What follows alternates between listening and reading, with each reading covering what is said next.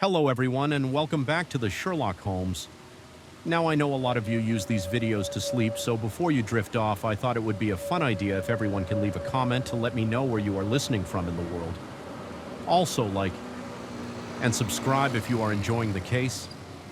Right, let's get comfy and relax and let's begin.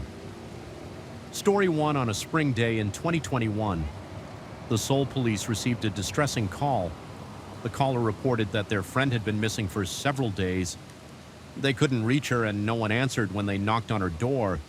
As the police began their investigation, a horrifying crime gradually came to light. The main character of today's story is Young D-young.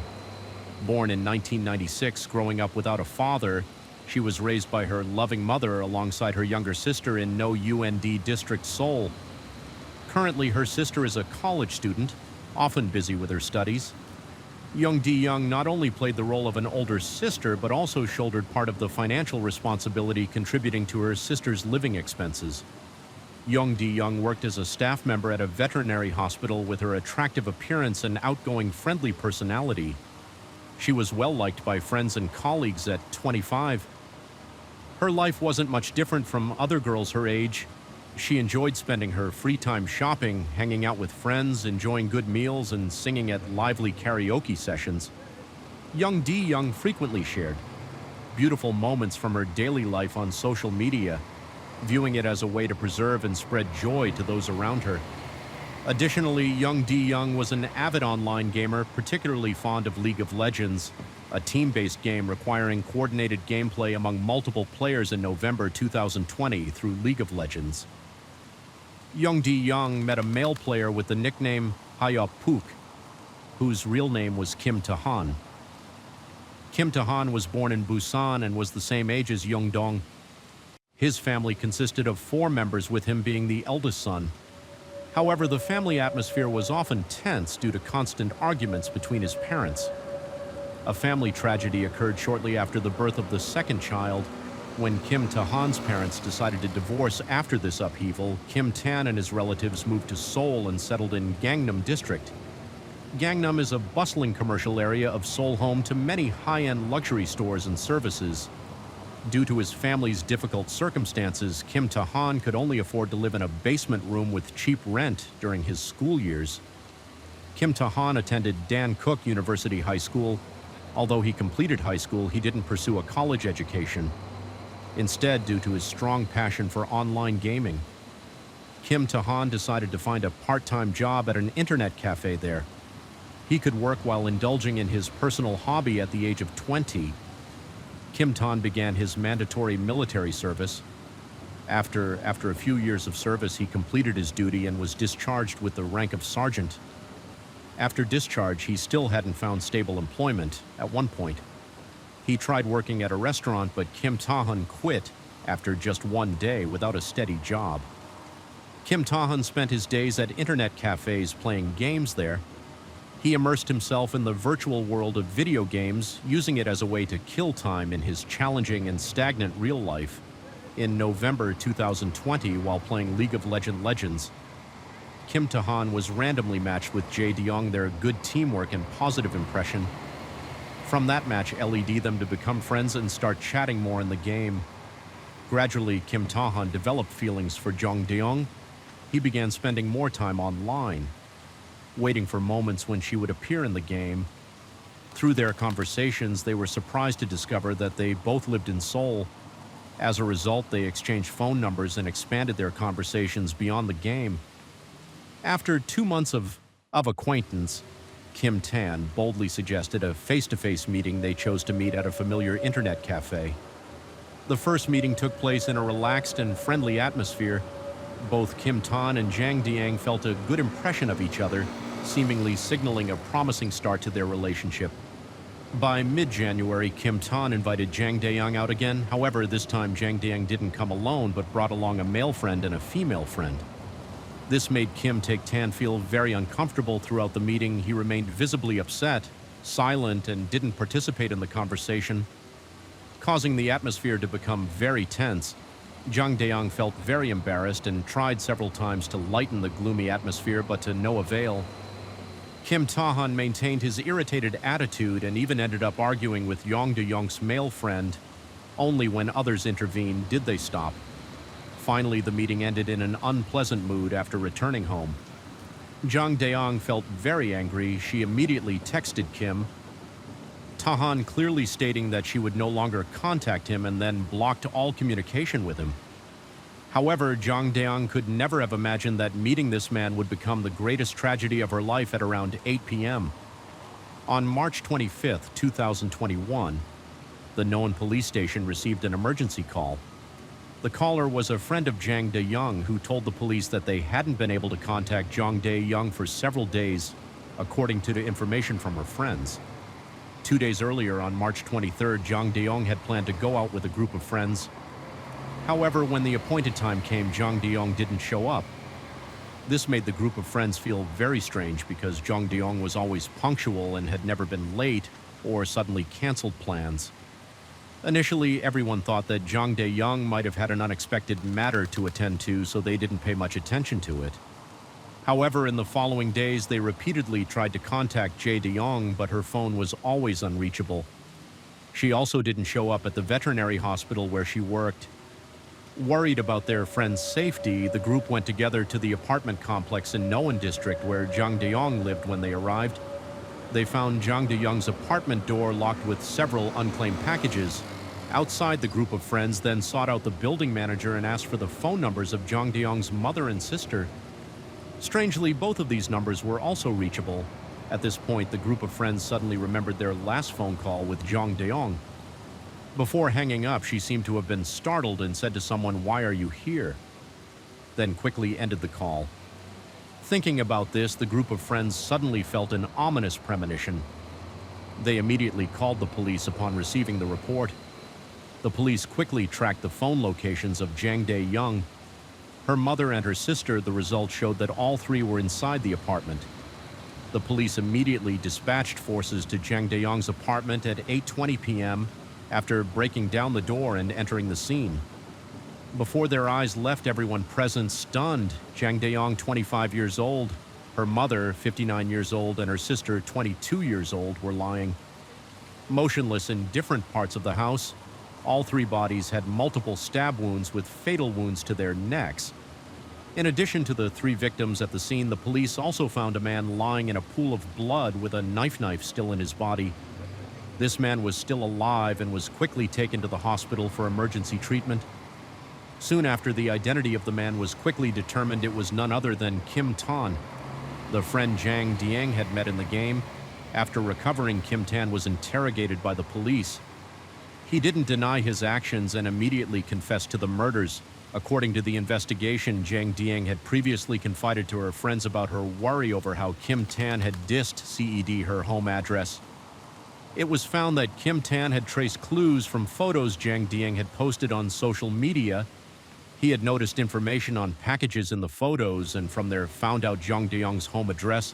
After obtaining the address, Kim Tan had stalked Jang De-young multiple times and even came to her house. His feelings for Jang De-young were entirely one-sided.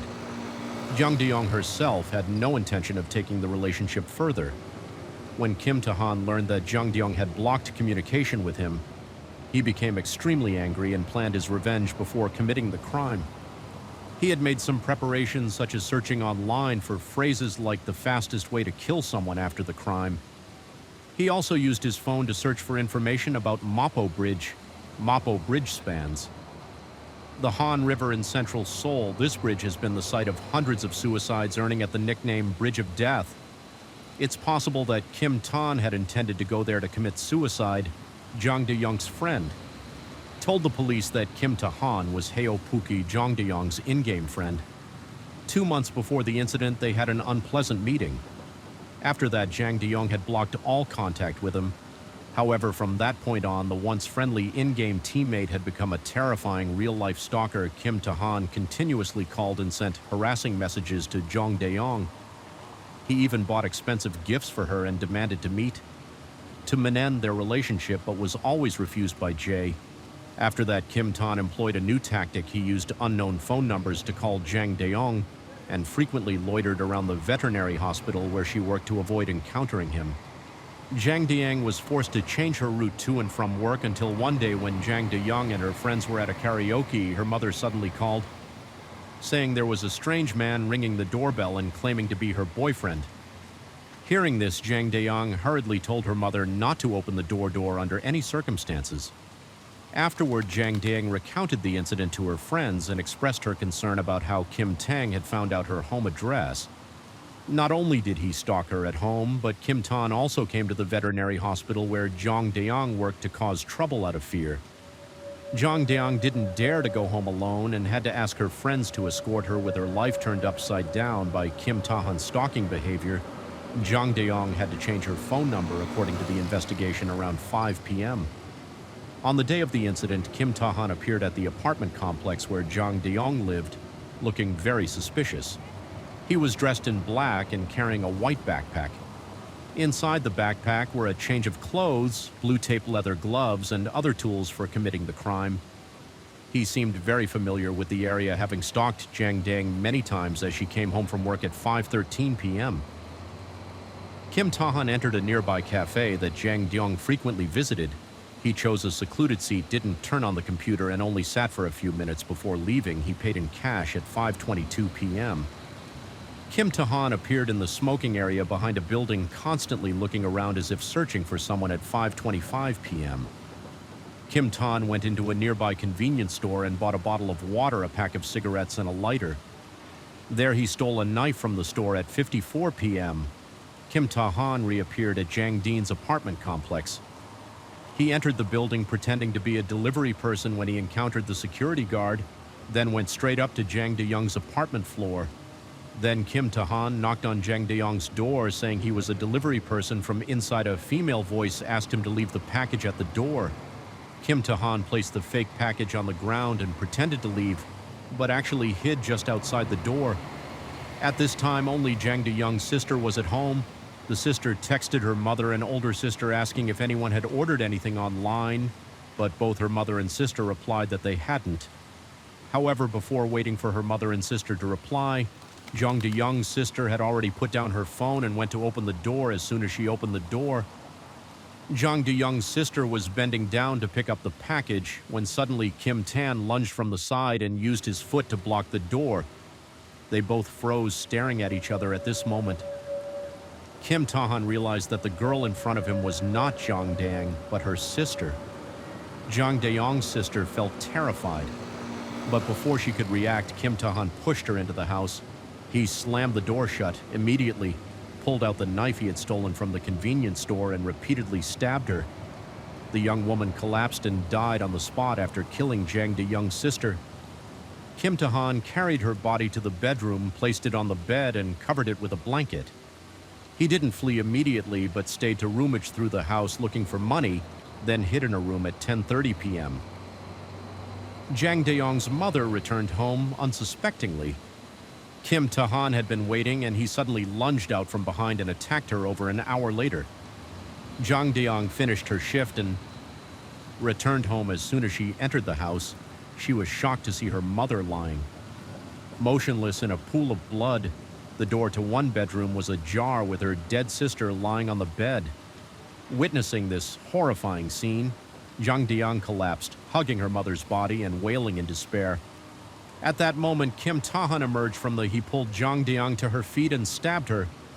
Zhang Diyang couldn't resist and collapsed after murdering Zhang Diyang's entire family. Kim Tan used the knife on himself, but due to excessive blood loss, he passed out. However, he didn't die after regaining consciousness, feeling thirsty. Kim Tahan took beer and milk from the refrigerator to drink. Following this, Kim Tan repeated his actions timidly, but he deliberately stabbed himself in non-vital areas, so he survived afterward. He changed into the clothes he had prepared in his backpack, replacing his blood-soaked outfit. Then Kim Tahan committed an even more horrifying act. He lay next to Zhang Diyang's body and used her phone to delete his name from her friends list and block certain close contacts for 3 days after killing the 3 victims. He reset their phones to factory settings. He lived like this with the 3 bodies.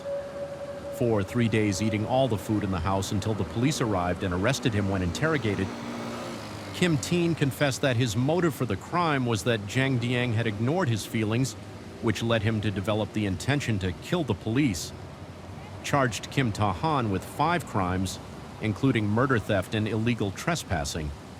Kim Ta-han's brutal criminal acts caused a fierce wave of indignation in South Korean public opinion. Over 250,000 people signed a petition issued to the Blue House demanding that the government disclose Kim Ta-han's personal information and punish him severely when appearing before the media. Kim Ta-han always maintained a calm demeanor and showed no remorse, a criminal psychology expert commented.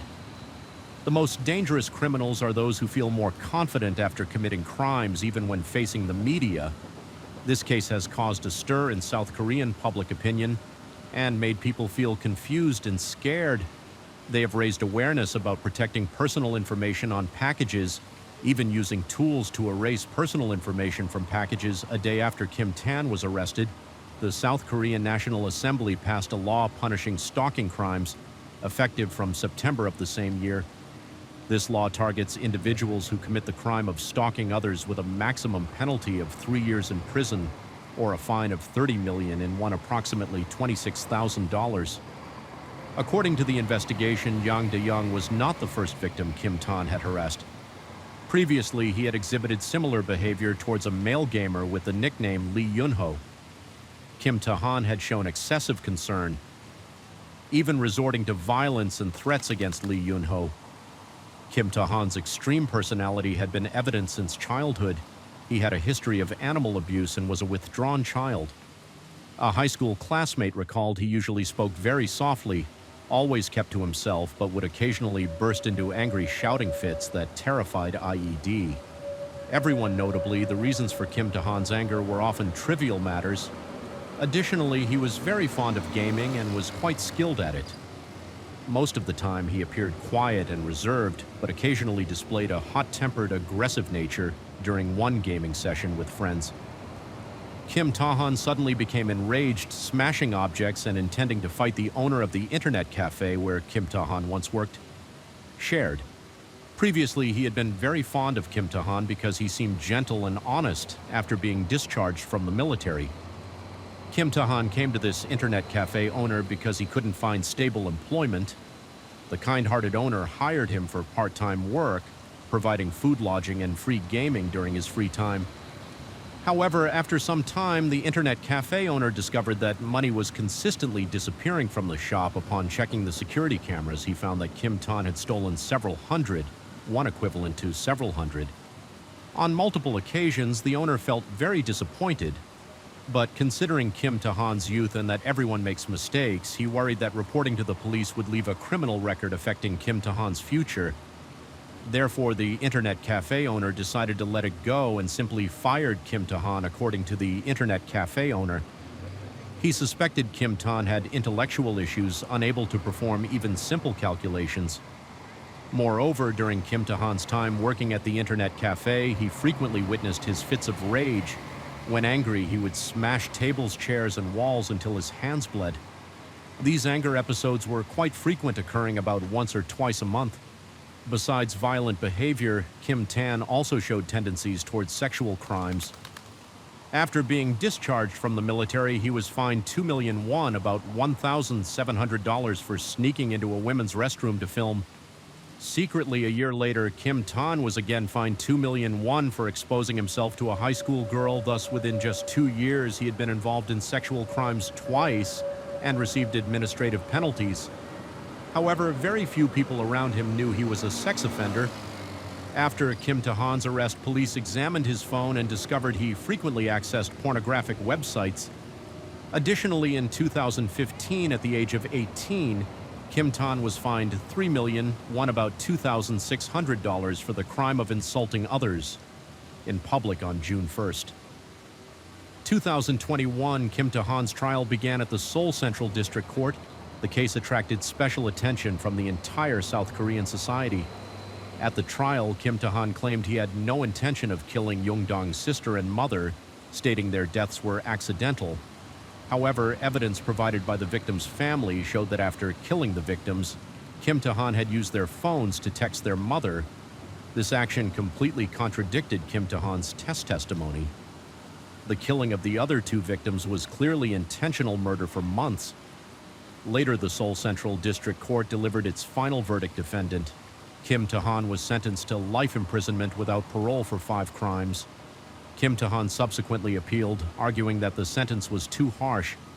6 months later, the Seoul High Court rejected the appeal upholding the original sentence. The victim's family expressed opposition to the court's verdict. They believed Kim Ta-han deserved the death penalty. Although South Korean law still retains the death penalty in practice, it hasn't been applied for many years. Kim Ta-han is a type of criminal with typical antisocial behaviors, sensitive, paranoid, with social communication barriers when rejected. He views the other party as a mortal enemy and seeks revenge, maintaining contact with such individuals. Harbors many dangers, even life-threatening risks. The victim, Jong D-young, had recognized the abnormal signs and proactively cut off communication with Kim Ta-hoon. However, despite being extremely cautious, she could not have anticipated his cruel actions tragically. Not only Jong D-young, but also her mother and sister suffered the same devastating fate. The perpetrator, Kim Tan, ultimately paid the price for his brutal crimes. He will spend the rest of his life behind prison bars. The tragic deaths of Jong D-young, her mother, and her sister are not only an irreplaceable loss for the victim's family, but also a wake-up call for the entire society. This heartbreaking story serves as a reminder to all of us about the fragility of life and the importance of protecting ourselves and our loved ones from hidden dangers in society. Story 2 will explore a case where the perpetrator's meticulous planning led police to a dead end in their investigation, causing unexpected twists in the case. Notably, this case ultimately led to direct amendments to Taiwan's criminal law. What kind of case could have such a significant impact? The main character in this case is Chun Naomi, a famous internet model in Taiwan. She was born in Dongshan, Township, Yan County. She has a twin sister named Chin Shiling. Both were stunningly beautiful. The elder sister, Chin Shiling, was often interviewed by the media and was dubbed Taiwan's most beautiful jewelry store employee in 2017. Leveraging their attractive appearances and large social media followings, the sisters moved from Ilan County to city. They rented a house in the outskirts of New Taipei City and began their careers as internet celebrities, doing photo shoots, game endorsements, and more, hoping to build their own careers at around 10:30 a.m. on March 1st. 2017, Chun Naomi carefully put on her makeup at home and went out due to her busy daily schedule, mostly consisting of outdoor photo shoots. Her sister didn't pay much attention and just said goodbye as Naomi left. But by early the next morning, despite dozens of phone calls, Chin Shiling still couldn't reach her sister until she received a text message saying, "I'm fine." Chin Shiling felt something was off. This seemingly normal message was actually quite unusual because her sister didn't use Chinese characters, but English phonetic spelling instead. In Taiwan, people often use both Chinese characters and English phonetic spelling when texting. However, Chin Shiling knew her sister never used English phonetic spelling, considering it pretentious. But this time, her reply was completely out of character. Chin Shiling immediately asked, "Where are you?" but the other party kept evading the question. Perhaps due to twin intuition, Chin Shiling immediately went to the nearest police station to report her sister missing. The police quickly traced Chin Naomi's phone, but the location showed neither New Taipei City nor Taipei, but Taichung City, over 60 miles to the south. Upon learning this, Chin Shiling and her boyfriend drove through the night to Taichung to search for her sister, continuously calling to inquire about her whereabouts. Finally, they got some information from her friends. They said she had gone for an outdoor photo shoot with a photographer introduced by her close friend Liang Seo. This photographer was Liang Seo's boyfriend named Chunu. The police interrogated these two, but Liang Seo consistently denied meeting Chin Naomi and claimed she didn't know her whereabouts. After several rounds of questioning, Wang told the police that Chin Naomi might be with a clothing manufacturer, but she couldn't say who.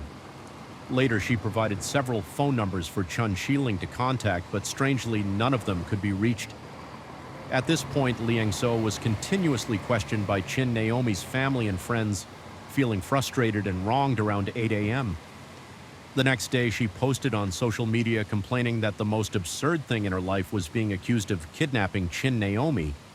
However, Chun Shieling became increasingly certain of her suspicions about Liang Seo because in many text messages, Liang Seo used English phonetic spelling very similar to the message she had received from her sister's phone initially. On the morning of March 1st, Chun Naomi was still chatting normally in the work group, but by noon, English phonetic spelling started appearing.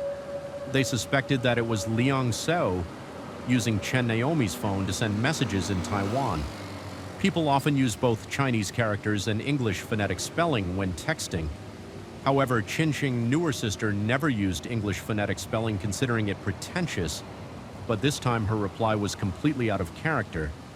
Moreover, although Liang Seo and Chun Naomi appeared to be close friends on social media, Ling consistently misspelled Chin. Naomi's name internet users questioned their friendship, wondering how someone could be so close yet unable to spell their best friend's name correctly, unable to contact her sister. Chun Shieling spent a sleepless night unexpectedly at 8:10 a.m. The next morning, her sister's phone suddenly connected. However, the voice on the other end was that of an unfamiliar man he claimed to be an employee of the five-star Evergreen Laurel Hotel in Tachong, saying he had found the phone in a storage room and was about to report it to the police when the call came through. Worried about her sister Chin, Shilling hadn't bathed or slept for 2 days. She even posted online expressing, "I don't want to live your share of life, I just want you to live with me." This call ignited a glimmer of hope for Chin Shing. She rushed to the hotel to confirm the situation and immediately reported to the Ta Chong police while waiting for the police to arrive. She tried to persuade the hotel manager to let her search for her sister, but was refused due to guest privacy concerns. Later, the Ta Chung police negotiated with the hotel management and finally obtained information about recent guests. Surprisingly, the guest list included Liang Xiu and her boyfriend Chun Yu. Previously, this supposed best friend had claimed she knew nothing about Chun Naomi's whereabouts. How would she explain this now? After obtaining this list, the police searched room 1122 where the couple had stayed in the bathroom trash can. They found Chun Naomi's transit card, credit card, ID keys, and other personal belongings. Moreover, hotel security footage showed that at 2:39 a.m. on March 2nd, Chungu had left the hotel room alone and entered a storage room on the same floor. Clearly, he was inextricably linked to this incident. The investigation revealed that Liang Xiu had no criminal record, while Chungu was a wanted suspect in a rape case by Taipei police. He also had multiple fraud and assault convictions. Despite his extensive criminal history, he had never killed anyone. The police, still hoping Chun Naomi might be alive, arrested both for interrogation. Chun Yu claimed that during the daytime photo shoot, Chun Naomi had argued with her boyfriend and, feeling upset, wanted to go out alone to clear her head. He said he didn't know where she went. However, when police questioned Chun Naomi's boyfriend, he stated their relationship was harmonious and they had no conflicts. Later, Chungi changed his story, saying that after the daytime shoot, Chun Naomi was taken away by a photographer named Zhang Xan, who was in the Jianghe district of New Taipei City. He claimed he had only taken her forgotten handbag. Police from Taichung and New Taipei quickly coordinated, even driving the suspect north for confrontation, but they discovered this person wasn't a photographer at all, but a friend who had once helped Chun Yu. Moreover, he wasn't even in Taiwan, having been in Hangzhou for over 2 months. As time ticked by, the leads kept breaking down. Chun Yu's credibility was severely compromised in a media interview. Chun Naomi's father revealed that his daughter was too trusting. He never imagined she would encounter trouble. Just months after moving to Taipei to pursue her career, her mother, unable to hide her grief, said her daughter had appeared in a dream, saying she was in a very dark place, scared and wanting her family to bring her home. Soon to find Chun Naomi's whereabouts as soon as possible. The police changed their interrogation tactics, with Chung Yu attempting to break through his psychological defenses.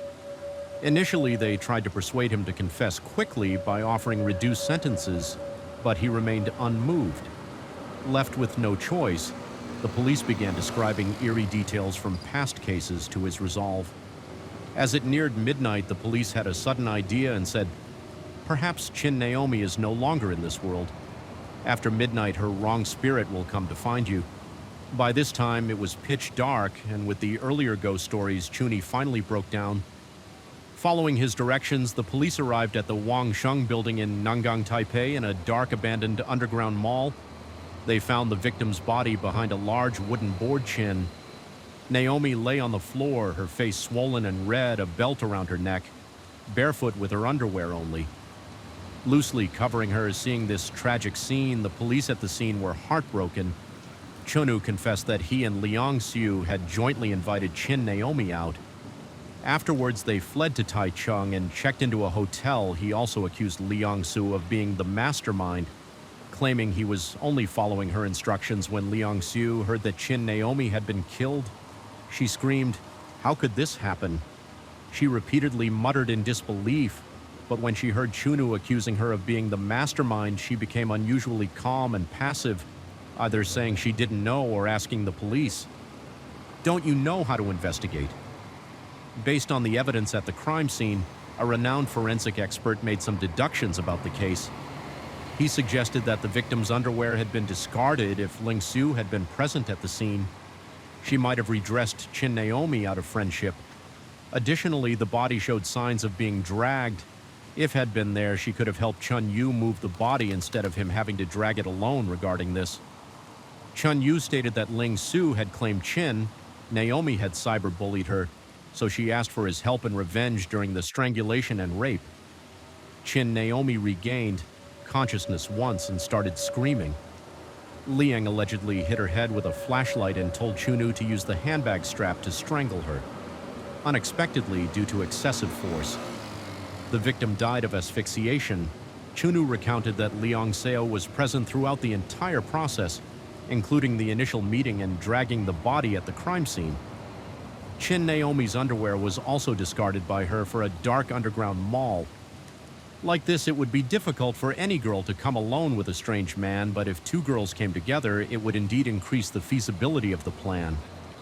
From this perspective, Ling Xiu seemed incredibly cruel, disregarding their friendship and not even leaving the victim with a final shred of dignity. So who exactly was this Liang Xiu? Liang Xiu, born in Nangang District, Taipei City, was 22 years old in 2010 when she met and became close friends with Chin. Naomi, her father, was a retired police officer originally from Guangdong Province. He had divorced when younger, leaving a child with his ex-wife. After retirement, he met and married Liang Xiu's mother, and they moved to Taiwan together, where Liang Xiu and her sister were born. Her father had a generous pension, and her mother ran a pastry business. Allowing the family to live comfortably, neighbors knew the family had two beautiful daughters, but noted that the elder daughter, Liang Xiu, didn't like studying at the time of the incident. She had been expelled from Lingdong University of Science and Technology for failing to register on time. Neighbors also mentioned that the mother-daughter relationship was strained with frequent arguments. Heard from their home, additionally, Ling Xiu's private life was controversial. Some insiders revealed she had worked in the gray industry of hotels. In 2015, she dated a famous Taiwanese blogger, but their relationship was unhappy after breaking up. They often attacked each other online. Nines pointed out that this relationship might have sown the seeds of enmity between her and Chun Naomi. However, Liang's manager denied this. 2 years later, Liang Xiu met a new boyfriend and began living with him. This boyfriend was said to be the son of an executive from the luxury brand Cartier with an impressive background. He even claimed to be a famous photographer nominated for the Pulitzer Prize. This person was Chunu, the main character in this case. The once loving couple now turned against each other after the incident. Faced with this situation, the police could only continue searching for clues in the surveillance footage from a convenience store near the crime scene. Police discovered some crucial evidence at 11:46 a.m. On March 1st, a woman wearing a gray coat and hat entered the store. Chun Yu identified this woman as Chun Naomi. The footage showed that 2 minutes later, another woman in black and Chun Yu also entered at 12:26 p.m. The two went towards the Wangxiang building. Chungu claimed the woman with him was Lung So, while Chun Naomi entered from another side door of the building. Police checked the corresponding building surveillance and indeed saw this woman entering the building on March 4th. After interrogation, the prosecutor's office determined that the couple Leong and Chung were suspected of serious crimes, including robbery, rape, and murder, with a risk of fleeing or destroying evidence. They immediately submitted a request to the court for their arrest, although Liang Xiao insisted she wasn't the woman in the surveillance footage and claimed she was at home.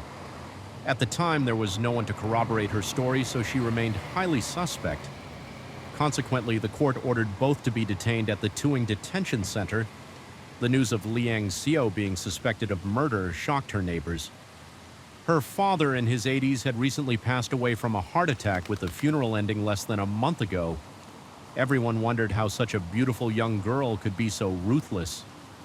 Public opinion was in uproar, and Liang Xiu faced severe moral condemnation, however, unexpectedly, as more suspicious points about Chunu were exposed. The case took a major unexpected turn. Remember the photographer Zhang Exan mentioned earlier? His real name was Zhang Long. Originally a nightclub in C, he took to social media to clarify Chun Yu's previous blame-shifting behavior and expose his true nature. Zhang Longyu said that Chungu claimed to be from a wealthy family, but whenever he said he'd take people to his home, he'd either deliberately drive the wrong way or say he forgot his keys. When going out, he wouldn't bring cash, only an American black card, and when it came time to pay, he'd make excuses that the card couldn't be used there and ask friends to cover the bill. However, according to reports, the luxury car key and black card he flaunted were fake models bought online. Moreover, he often pretended to be an agent to lure Instagram models out for photo shoots with malicious intent. Zhang Longgu couldn't stand it and would advise against it. Whenever he discovered this behavior when his identity was exposed, Chungu would lie on the living room floor begging to be taken in some of the victims' friends.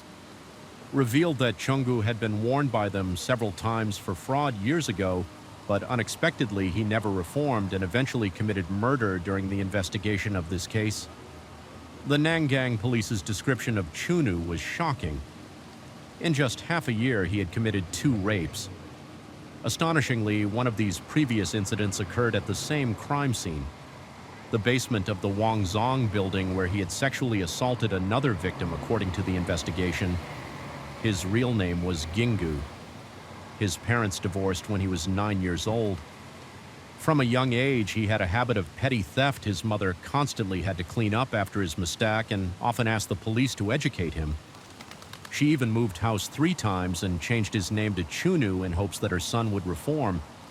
However, his mother's efforts had little effect, and the son's path became increasingly wayward. According to Taiwanese media reports, in 2013, Chunu met a girl named Xiaoi. When they first met, Chunu threw a pile of cash on the table and told her his company address and car plate number. Xiaoi said she really thought he was from a wealthy family at that time. It's hard to imagine that someone with such sophisticated fraud techniques only had a middle school education. A few months later, a car accident when they were together exposed. Chun Yu's true face, Xiaoi, discovered that the luxury car he claimed was his was actually rented, and he didn't even have a driver's license. Chun Yu's mother even called Zioi, asking her to help pay the fine. This left her stunned. Chun Yu also asked her to let him stay, saying his mother had kicked him out and he had nowhere to go. Only then did Ji realize he had nothing. However, even so, he continued to use similar tactics to deceive people for money and love. First, he married a female Uber driver and swindled 500,000 new Taiwan dollars, approximately 116,000 US dollars. Then he married his current wife. However, her family became suspicious, confronted him with the police, discovered his numerous criminal records, and immediately filed for divorce. Additionally, a model surnamed Jung and Taipei also made ACC Asians at that time. Loving couple now turned against each other after the incident. Faced with this situation, the police could only continue searching for clues in the surveillance footage from a convenience store near the crime scene. Police discovered some crucial evidence at 11:46 a.m. On March 1st, a woman wearing a gray coat and hat entered the store. Chun Yu identified this woman as Chun Naomi. The footage showed that 2 minutes later, another woman in black and Chun Yu also entered at 12:26 p.m. The two went towards the Wangxiang building. Chungu claimed the woman with him was Lung So, while Chun Naomi entered from another side door of the building. Police checked the corresponding building surveillance and indeed saw this woman entering the building on March 4th. After interrogation, the prosecutor's office determined that the couple Liang and Chung were suspected of serious crimes, including robbery, rape, and murder, with a risk of fleeing or destroying evidence. They immediately submitted a request to the court for their arrest, although Liang Xiao insisted she wasn't the woman in the surveillance footage and claimed she was at home. At the time, there was no one to corroborate her story, so she remained highly suspect. Consequently, the court ordered both to be detained at the Tuing Detention Center. The news of Liang Xiao being suspected of murder shocked her neighbors. Her father, in his 80s, had recently passed away from a heart attack, with the funeral ending less than a month ago. Everyone wondered how such a beautiful young girl could be so ruthless.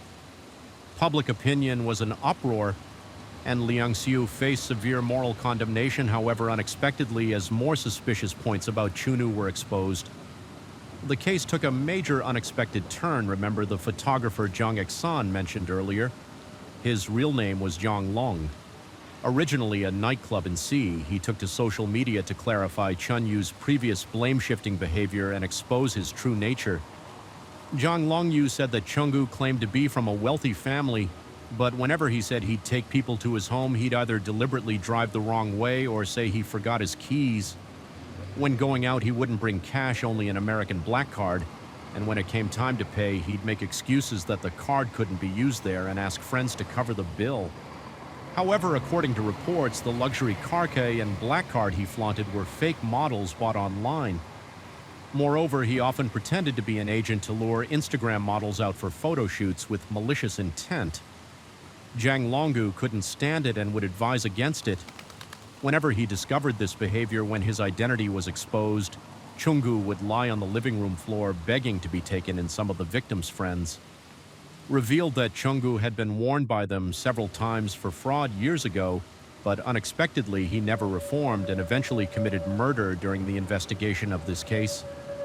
The Nangang police's description of Chunu was shocking. In just half a year, he had committed 2 rapes. Astonishingly, one of these previous incidents occurred at the same crime scene, the basement of the Wangzong building, where he had sexually assaulted another victim, according to the investigation. His real name was Gingu. His parents divorced when he was 9 years old. From a young age, he had a habit of petty theft. His mother constantly had to clean up after his mistake and often asked the police to educate him. She even moved house 3 times and changed his name to Chunu in hopes that her son would reform. However, his mother's efforts had little effect, and the son's path became increasingly wayward.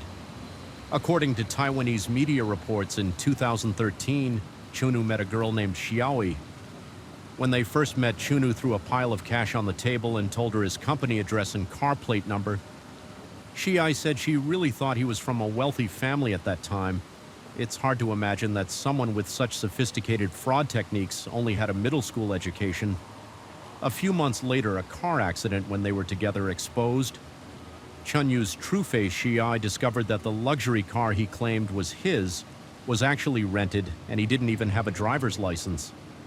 Chun Yu's mother even called Zioi, asking her to help pay the fine. This left her stunned. Chun Yu also asked her to let him stay, saying his mother had kicked him out and he had nowhere to go. Only then did Ji realize he had nothing. However, even so, he continued to use similar tactics to deceive people for money and love. First, he married a female Uber driver and swindled 500,000 new Taiwan dollars, approximately 116,000 US dollars. Then he married his current wife. However, her family became suspicious, confronted him with the police, discovered his numerous criminal records, and immediately filed for divorce. Additionally, a model surnamed Jung and Taipei also made ACC Asians at that time.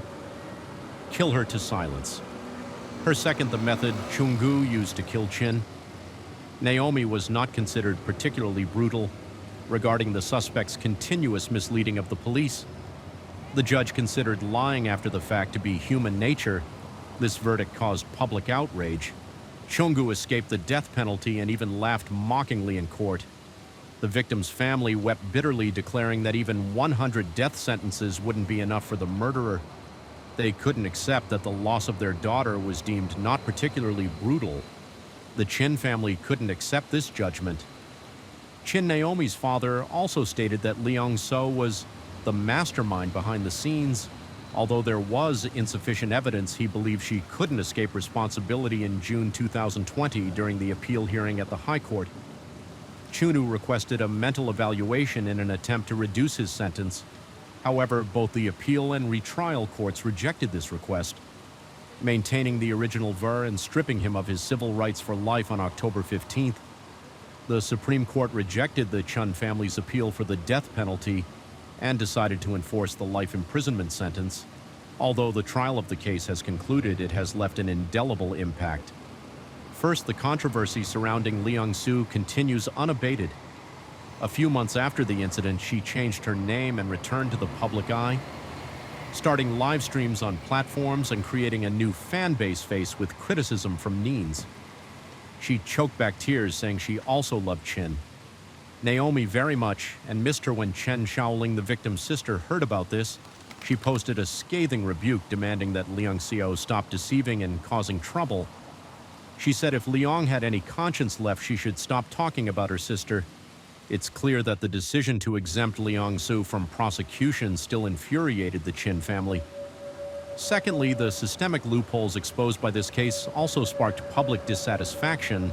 According to statistics from the Ministry of Justice in 2017, about 500 rape suspects in Taiwan were still at large, evading the law. Wang Weiyong, then a Taipei city councilor, also questioned the government's ultimate control measures. The health department also admitted that their enforcement power was insufficient and the disciplinary regulations were too lenient. The month of the incident coincided with International Women's Day, and Taiwanese women also called for stronger public power control in civil society. We know that judicial justice is the last line of defense in upholding social justice. Although the trial results of this case were not as expected, the fact that the perpetrator could repeatedly deceive people for money and love and even take a life over several years is inseparable from the imperfection of the social supervision mechanism. However, it's worth noting that after this case, Taiwan's Ministry of National Defense revised the criminal law, strengthening the sentencing for rape cases. Story 3, this case takes place in Nagasaki and Saga prefectures, two neighboring prefectures located in the northwest of Kyushu Island, Japan, in the city of Kashima, in southern Saga prefecture. A family of 5 lived in a house in the Koshi area. The husband, Katsuhiko Yamaguchi, 36, worked for a telecommunications company. His wife, Reiko Yamaguchi, 33, was a housewife. They had 3 children, their eldest son, who was 13 years old, their second son, who was 10 years old, and their daughter, who was 4 years old. The seemingly peaceful life of this family was suddenly turned upside down by an unexpected event in the early hours of September 11, 1992, in the Tara area of Saga Prefecture. A chaotic scene unfolded. A woman in a state of panic ran to the front door of a house, frantically banging on it while screaming, "Help, my husband fell into the sea." The desperate cry for help woke the homeowners from their deep sleep. They hurriedly opened the door to find a woman in soaking wet clothes trembling before them. Upon grasping the situation, the homeowners immediately called the police and mobilized local fishermen to search the sea area for the victim. The woman who had knocked on the door was Reiko Yamaguchi. Her husband loved night fishing and often invited her to join him at the sea around 8 p.m. That evening, they had gone to a CU wall on the Tara coast while fishing. They had argued over a minor issue, causing Reiko to walk away in sadness. By dawn, when she had calmed down and returned to the CU wall, she discovered her husband had vanished, leaving only a fishing rod behind. Fearing he might have fallen into the sea, she rushed to a nearby house to seek help after receiving the report. The police quickly arrived at the scene. However, due to the darkness, they couldn't immediately find the victim. The fishermen involved in the search also couldn't detect anything. A while later, the police finally found Katsuo Yamaguchi's body near the sea bottom. With no signs of life upon preliminary examination, there were no apparent wounds on the victim's body, and the cause of death was determined to be drowning. The time of death was estimated to be around 2 a.m. The police didn't conduct a detailed autopsy and concluded it was an accident. The death of her husband left Reiko Yamaguchi feeling extremely sorrowful with 3 school-aged children. The burden of life now weighed heavily on her shoulders. ERS Reiko's dire circumstances evoked sympathy and compassion from many people. Reiko Yamaguchi was born in Saga Prefecture, Japan. She was the youngest child in her family. Her father was a police officer with a hot temper who often beat and scolded his wife and children. Her mother always endured her husband's bad temper. Patiently, Reiko grew up in this less than harmonious family environment. After graduating from high school, she attended a nursing college. Upon graduating at the age of 20, she began working as an intern nurse at a local hospital. By chance, Reiko met Katsuhiko Yamaguchi, who was 3 years her senior. Their relationship progressed quickly, and they became a couple. After 6 months, they met each other's families and prepared for marriage. Katsuo Yamaguchi's family had a distant relative, an 89-year-old man living alone in the Koshi area of Kashima City.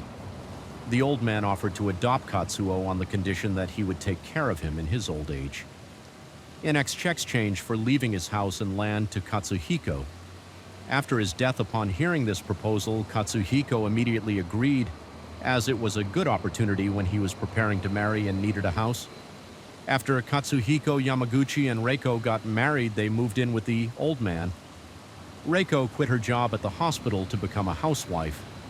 Taking care of her husband and the old man, the couple had a clear division of labor. One would take care of household matters, while the other would handle social affairs from 1980 to 1988. The couple had 3 children during this time. The old man passed away due to illness. The couple inherited his property, making their life more comfortable. However, the good times didn't last long. The Yamaguchi family's life gradually fell into a spiral of difficulties when Katsuo became addicted to gambling. Although he worked for a telecommunications company, his income was not enough to cover his increasingly expensive habit. The inherited assets, which should have been a spring BW for the family's life, were quickly squandered by him. All the land was sold and debts piled up. The family's life became increasingly difficult in these dire circumstances. Reiko Yamaguchi remained patient. She didn't complain about her husband, instead devotedly taking care of their 3 children and taking on part-time jobs to make ends meet. However, her silent sacrifice seemed insufficient to maintain her husband's affection. The family tragedy became even more bitter when, not long after their youngest daughter was born, Katsuhiko had an affair, not wanting her children to lose their father figure. Reiko had to turn a blind eye to her husband's infidelity.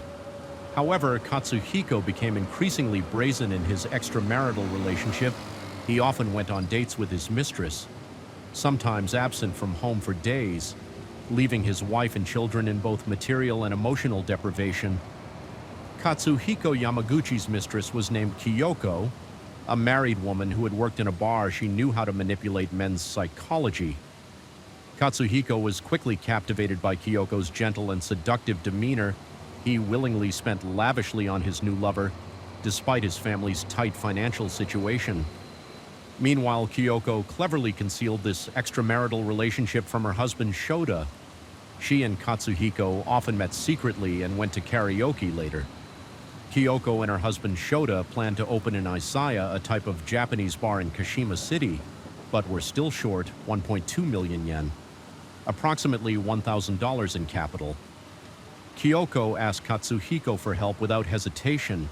Katsuo decided to contribute the full amount. Thanks to this, the izaka opened smoothly. Katsuo became a regular customer at the bar, but his purpose was not to drink, but to meet privately with Kyoko. Although they frequently met at the bar, Kyoko's husband Shota remained unaware of this. In April 1990, Kyoko divorced her husband Eshi, but they continued to manage the izaka together. This created favorable conditions for Katsuo to frequent the bar more often, to the point where it almost became his second home. Finally, Shota noticed something unusual. He began to suspect that Kyoko had been having an affair before the divorce. The more he thought about it, the angrier he became, and he decided to go to Katsuhiko Yamaguchi's house, demand 1.5 million yen, about $13,600. In compensation, unexpected, Edel Katsuhiko agreed immediately at this point. Shota suddenly realized that the amount he had demanded was too little compared to the actual damage. Meanwhile, he happened to see Reiko Yamaguchi in a corner of the house. Her short hair and beautiful, delicate face caught Shaw's attention. Reiko exuded the gentle demeanor of a devoted wife, an ideal model, and showed his eyes. Suddenly, a dark idea arose in his mind to take Katsu's wife as a form of revenge. Afterward, Shota began frequently making harassing phone calls to Reiko Yamaguchi. She told her husband about this, but he didn't care and continued to meet his mistress every day once. When Katsuo was with Kyoko, Shota called again to arrange a meeting with Reiko to discuss compensation once more to avoid further phone harassment. Reiko decided to meet him to resolve the issue once and for all. Unexpectedly, when they met, Shota forcibly took Reiko to a hotel, despite her fierce resistance. Under Shaw's threat, Reiko was compelled to reluctantly have relations with him. Not stopping there, Shota took intimate photos of Reiko and used them as a tool to blackmail her into continuing their relationship, threatening to make the photos public. If she refused, feeling hurt and humiliated, Ario went to her husband to tell him everything that had happened.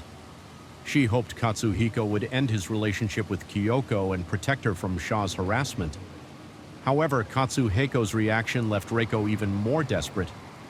He was not only different, but also thought Reiko was too sensitive and couldn't handle a little difficulty he even had.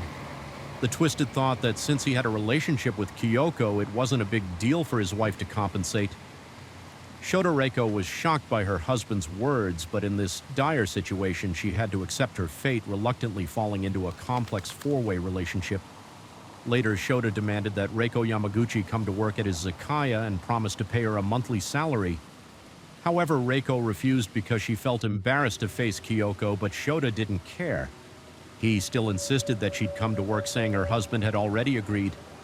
In the following days, Reiko Yamaguchi had to go to the izaya almost every day to work. She gradually became numb to seeing her husband being affectionate with another woman. She no longer hoped her husband would change and only wanted to work hard to support her children. Reiko didn't want her children to know about their father's affair, so she suggested to her husband that they maintain the appearance of a normal couple at home, not letting the children notice anything. Her husband verbally agreed, but still frequently beat and scolded her. Showing no marital affection for the sake of her children, Reiko Yamaguchi had to endure. However, she never expected that just a year later, her husband would drown in the sea. When the incident occurred, Reiko no longer had any feelings for her husband, but she didn't want her children to lose their father after her husband's death. The burden of raising the children fell heavily on her shoulders alone. Fortunately, all three children were well behaved, which provided her with some consolation. Not long after this tragedy, misfortune struck the family again, 6 years after Katsuhiko Yamaguchi's death. In the early hours of October 27, 1998, Reiko Yamaguchi suddenly ran into a convenience store in Kanagi Town, Nagasaki Prefecture in a state of panic. She said that her second son, Toshitaka Yamaguchi, had been squid fishing at a nearby port when he slipped and fell into the sea. The store clerk immediately called the police upon hearing this. The Nagasaki Prefectural Police, after receiving the report, notified the Kagai Town Fishery Association to send boats to the Gushi port for rescue. After 40 minutes of searching, they found Toshitaka Yamaguchi's body about 164 feet from the port. However, the police quickly became suspicious because Toshitaka's body was wrapped in a lot of tape. If the boy had really slipped and fallen into the water by accident, how could there be tape on his body? It seemed like this was someone's deliberate action when she saw her son's body being pulled up. Reiko Yamaguchi appeared extremely distraught. However, the experienced police officers realized that the woman before them was not as simple as she appeared. They began to interrogate her. Reiko Yamaguchi stated that her second son was in middle school and had excellent academic performance. He had an older brother and had passed away 6 years ago. The family of 4 was living in Saga Prefecture around 10:30 p.m. The previous night, Toshitaka had said that the pressure of studying was too great recently, so he wanted to go fishing to relax and asked his mother to take him to Kagi Port to catch squid by dawn. The boy had slipped and fallen into the water. It was very dark at the time, so visibility was poor. Reiko Yamaguchi had tried to use a tree branch to pull her son up, but failed, unable to swim in her panic. She ran to a nearby convenience store for help. The police were skeptical of Reiko Yamaguchi's statement, since the incident didn't occur on a weekend and there was school the next day. It seemed unreasonable for her son to ask his mother to take him fishing late at night. Moreover, they were living in Saga Prefecture while the port was in Nagasaki Prefecture, about 12.4 miles apart. If they really wanted to relax by fishing, they could have easily done so in Saga Prefecture. So why go so far? Furthermore, October is not the squidfish in season, which is basic knowledge for people living near the sea. Therefore, the police believe that this case certainly had some hidden aspects. Subsequently, they decided to conduct an autopsy on Toshitaka's body. The forensic results showed that there were sedatives in the victim's stomach, no apparent wounds on the body, and the cause of death was drowning. The time of death was estimated to be around 1 a.m. on October the 27th. From this point, the police suspected that Reiko Yamaguchi was likely the main culprit. They speculated that she had secretly given her son sedatives, waited until the boy was sound asleep, then used tape to bind his hands and feet before throwing him into the sea, staging the scene to look like an accidental drowning. But why would Reiko Yamaguchi want to kill her own son? The police quickly discovered that Reiko had purchased a large accident insurance policy for her second son with herself as the beneficiary according to the insurance terms.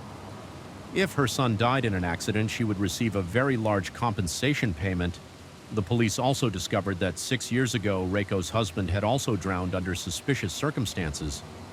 At that time, she had received 100 million yen, about $97,000 in insurance money. Therefore, they suspected that Reiko had carefully planned both cases to defraud the insurance company because the Saga Prefectural Police had not thoroughly investigated the cause of Reiko's death. 6 years ago, some suspicious points had been overlooked. Now the police found the person who had helped Reiko report the incident 6 years ago to ask for more details. The person who reported the incident recalled that at that time Reiko had come knocking on their door at midnight, appearing very agitated and saying that her husband had fallen into the sea. The strange thing was that it hadn't been raining that day, but her entire body was soaking wet. She had said that she couldn't swim, so she had come to ask for help. So why was she wet? This made people suspicious next. Next, the police sought out the fishermen who had participated in the search that year. Surprisingly, all of them believed that the incident that year was certainly not a simple accident, and it had many suspicious points after receiving the news that someone had fallen into the sea. The fishermen had driven their boats to the area where the incident occurred on the sea wall. There was only a fishing rod stuck there with no bait tackle box or any other fishing equipment. It didn't look like the gear of a real fisherman, but rather like someone who didn't know much about fishing had deliberately placed it there after the victim's body was recovered. They had told the police about their suspicions, but were ignored. The police hadn't even conducted a basic investigation before hastily concluding it was an accident. In fact, the police that year had also discovered some unusual points. For example, at the time of the incident, it was low tide with shallow water. The location where the victim fell into the water wasn't deep enough to cause drowning. Even if someone had accidentally fallen in, they could have easily waded to shore. Additionally, the seabed was full of sharp rocks, and if someone had really fallen, they would likely have been scratched. However, there were no wounds on the victim's body. Based on the newly collected evidence, the police believed that the case from 6 years ago might not have been an accident, and Reiko Yamaguchi was the prime suspect in the case. Next, they interviewed some neighbors to understand the daily life situation of this family. A neighbor said Toshitaka was a well-behaved, studious child who always took the initiative to greet people politely. However, for some unknown reason, the boy's face was often injured, and he even had a broken nose once. When people asked out of concern, the boy stammered that he had gotten into fights with his siblings at home and accidentally got hurt. The neighbor suspected it was caused by his mother's boyfriend. That man had a hot temper and often abused the children, especially Toshitaka. Another neighbor told the police he often saw Yamaguchi, Toshitaka, studying under a streetlight or in front of a vending machine. When he returned from night shifts, sometimes he even saw the boy walking the dog at midnight. Even when it was raining, the neighbor vaguely felt that the boy was in trouble, but whenever he asked if the boy needed any help, he always refused during the investigation. The police also learned that Toshitaka's family was very poor. His mother's boyfriend often beat and scolded the children.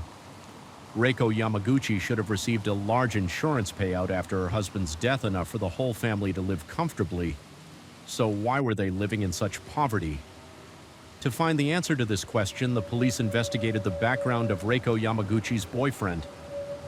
This man's name was Keo Sodu.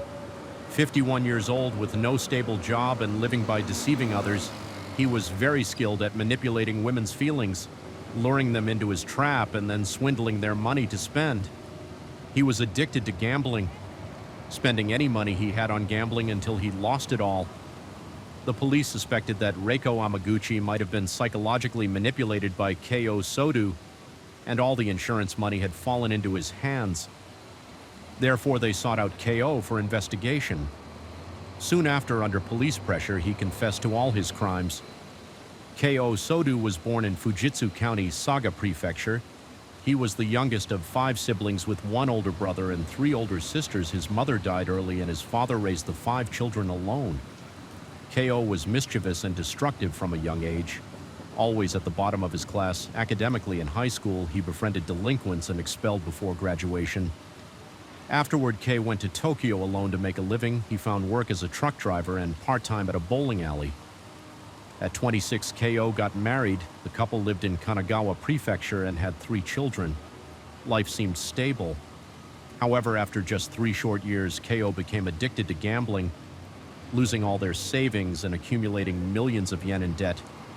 By the age of 30, Keo found a new job as a bus driver in Kanagawa Prefecture, but it still wasn't enough to cover expenses. Gradually, his temper became irritable, beating his wife and children at the slightest provocation. In May 1984, his wife, unable to bear such a life anymore, divorced him and took their 3 children for years later. Keo was fired for causing an accident while driving a bus. Not only did he lose his job, but he also had people constantly coming to collect debts, forcing him to hide everywhere. That same year, his father passed away due to illness. Keo took this opportunity to return to his home in Saga Prefecture and take over the store his father had run. However, Keo was still addicted to gambling, and all the store's money was gambled away in 1990. Ko's older brother also died from illness, and his 3 older sisters successively developed mental illnesses requiring long-term hospitalization. Keo became the only normal person in the family after his sister fell ill. They each received a monthly disability allowance. This money, of course, fell into Soda's hands. Additionally, he received the allowances for his deceased parents. In fact, these amounts were entirely sufficient for him to live on, but he gambled it all away later. He even mortgaged the house to borrow money from the bank for a long time. Keo began dating many women. Whenever he had the chance, he would borrow money from them, promising to repay double in the future. These women were often deceived by his sweet talk, willingly giving him all their savings to spend. Keo relied on these fraudulent methods to barely maintain his lifestyle. At the end of 1991, through an acquaintance's introduction, Ku went to drink at the Iseka where Reiko Yamaguchi worked and happened to meet her. Afterward, he frequently came to the bar. Reiko Yamaguchi also had feelings for him. Gradually, they became a couple until one day in 1992, Reiko Yamaguchi suddenly said she wanted to eliminate her husband and hoped Keo could help. She promised to share half of the insurance money with him after succeeding initially.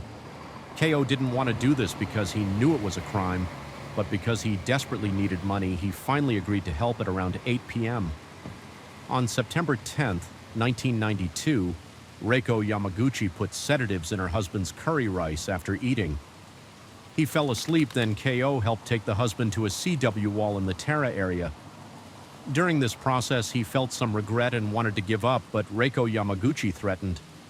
If he didn't help, she would put all the blame on him.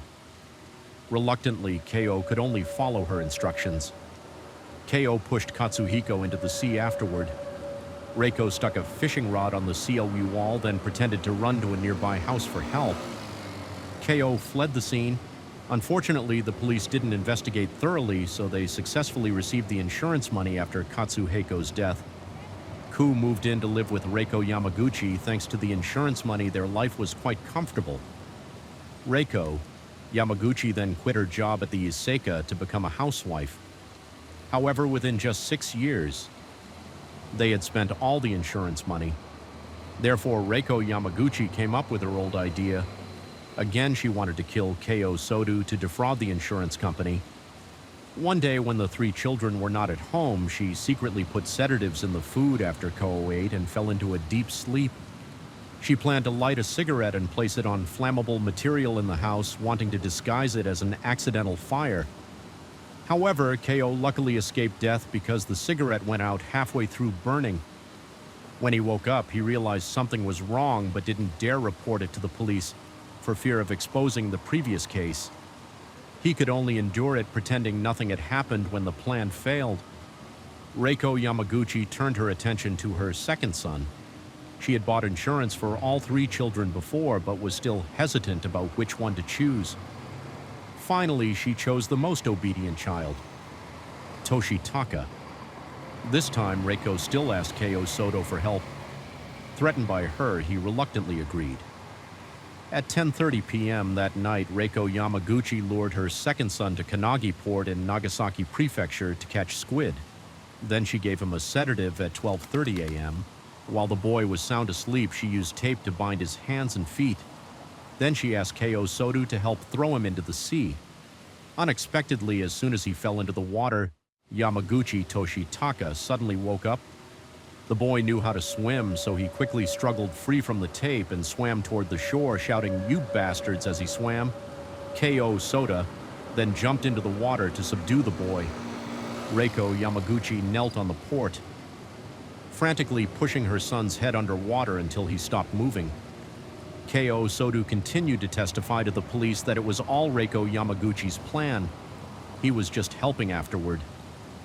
Keiyo also felt very remorseful. Every night when he slept, he seemed to see Yamaguchi Toshitaka's face. He had thought about confessing, but ultimately lacked the courage. A year after the incident occurred, the police arrested Reiko Yamaguchi on charges of premeditated murder at the same time they conducted a thorough search of her house. As a result, they didn't find any sedatives, but they discovered a graduation memory book from Toshitaka's elementary school. It was full of words of gratitude for his mother, and he hoped that when he entered middle school, his mother would still take care of him. As before, the boy could never have imagined that the mother he cherished would later become a demon who killed her own child. With her own hands, the police interrogated Reiko Yamaguchi. She admitted to killing her ex-husband, but said it was entirely his own fault.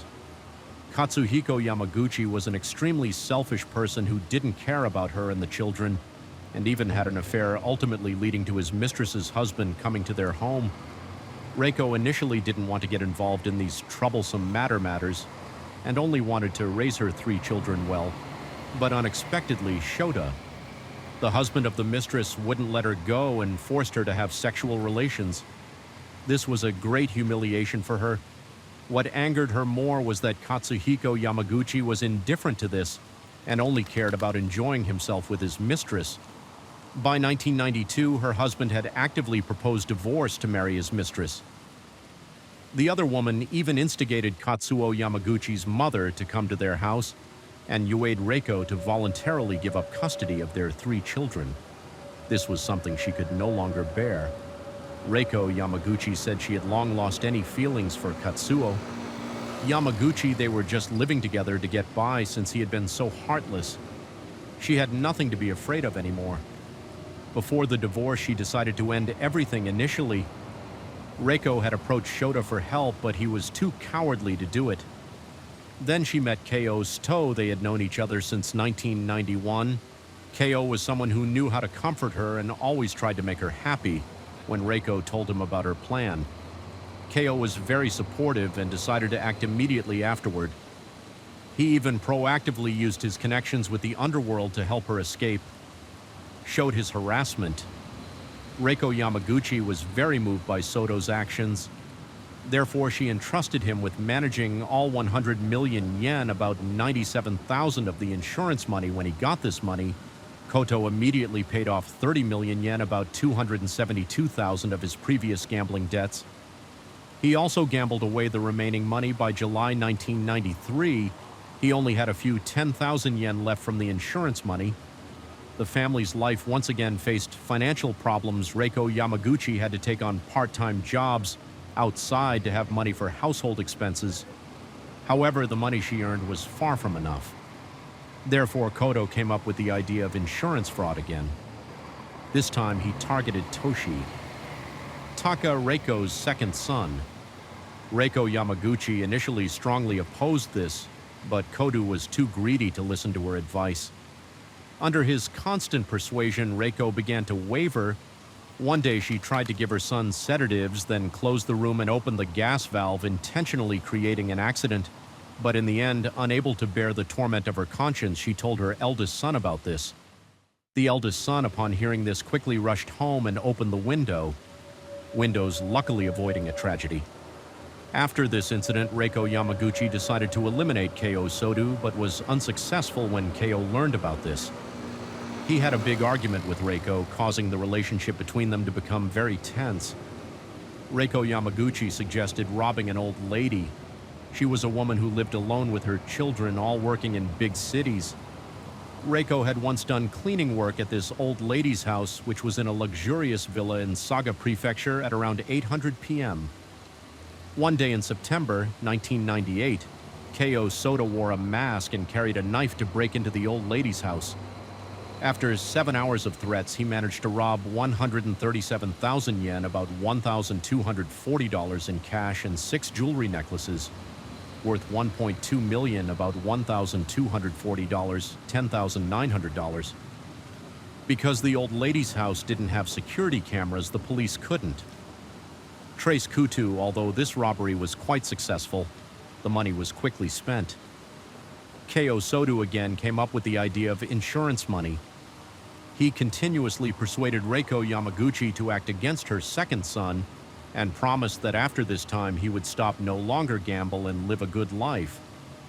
Reiko Yamaguchi was once again swayed by Ko's sweet words, and then the scene of her taking her son to the sea occurred as previously described. Reiko Yamaguchi said that she was originally a person without strong opinions. It was under the constant urging of others that she did such wrongful things. The police approached Shota and asked why he knew about Reiko Yamaguchi's plan but didn't report it to the police. Shota said he was threatened by Kutu. Keiyo had connections with the underworld, so he was afraid if he spoke out about it, he would be the next to suffer. Therefore, Shota didn't dare report to the police. Moreover, the person killed was Katsuhiko Yamaguchi, which was a good thing for him. He still had feelings for his ex-wife, Kyoko, and this was an opportunity for him to reconcile with her. Afterward, the police met with Reiko Yamaguchi's eldest son and youngest daughter to gather more information. Both children reported that they had been given sedatives. The eldest son told the police mother had bought insurance for him worth 40 million yen, about $363,000, and for his younger sister worth 25 million yen, about $227,000. If the police didn't intervene and investigate the time, the next person thrown into the sea could be them. The two siblings continued to say that Keiyo Soda had a hot temper. Since he moved in to live with them, their family life had become tense with almost daily violence and arguments. Their mother listened to Setu a lot, and her attitude towards the children was no longer the same as before. In fact, the two children had long known that their mother and Keiyo Sodu had bad intentions, but they still didn't want to report to the police. After all, their mother had worked hard to raise them, and perhaps she had only done wrong things because of instigation. It was all Keiyo Soda's fault when this news was published.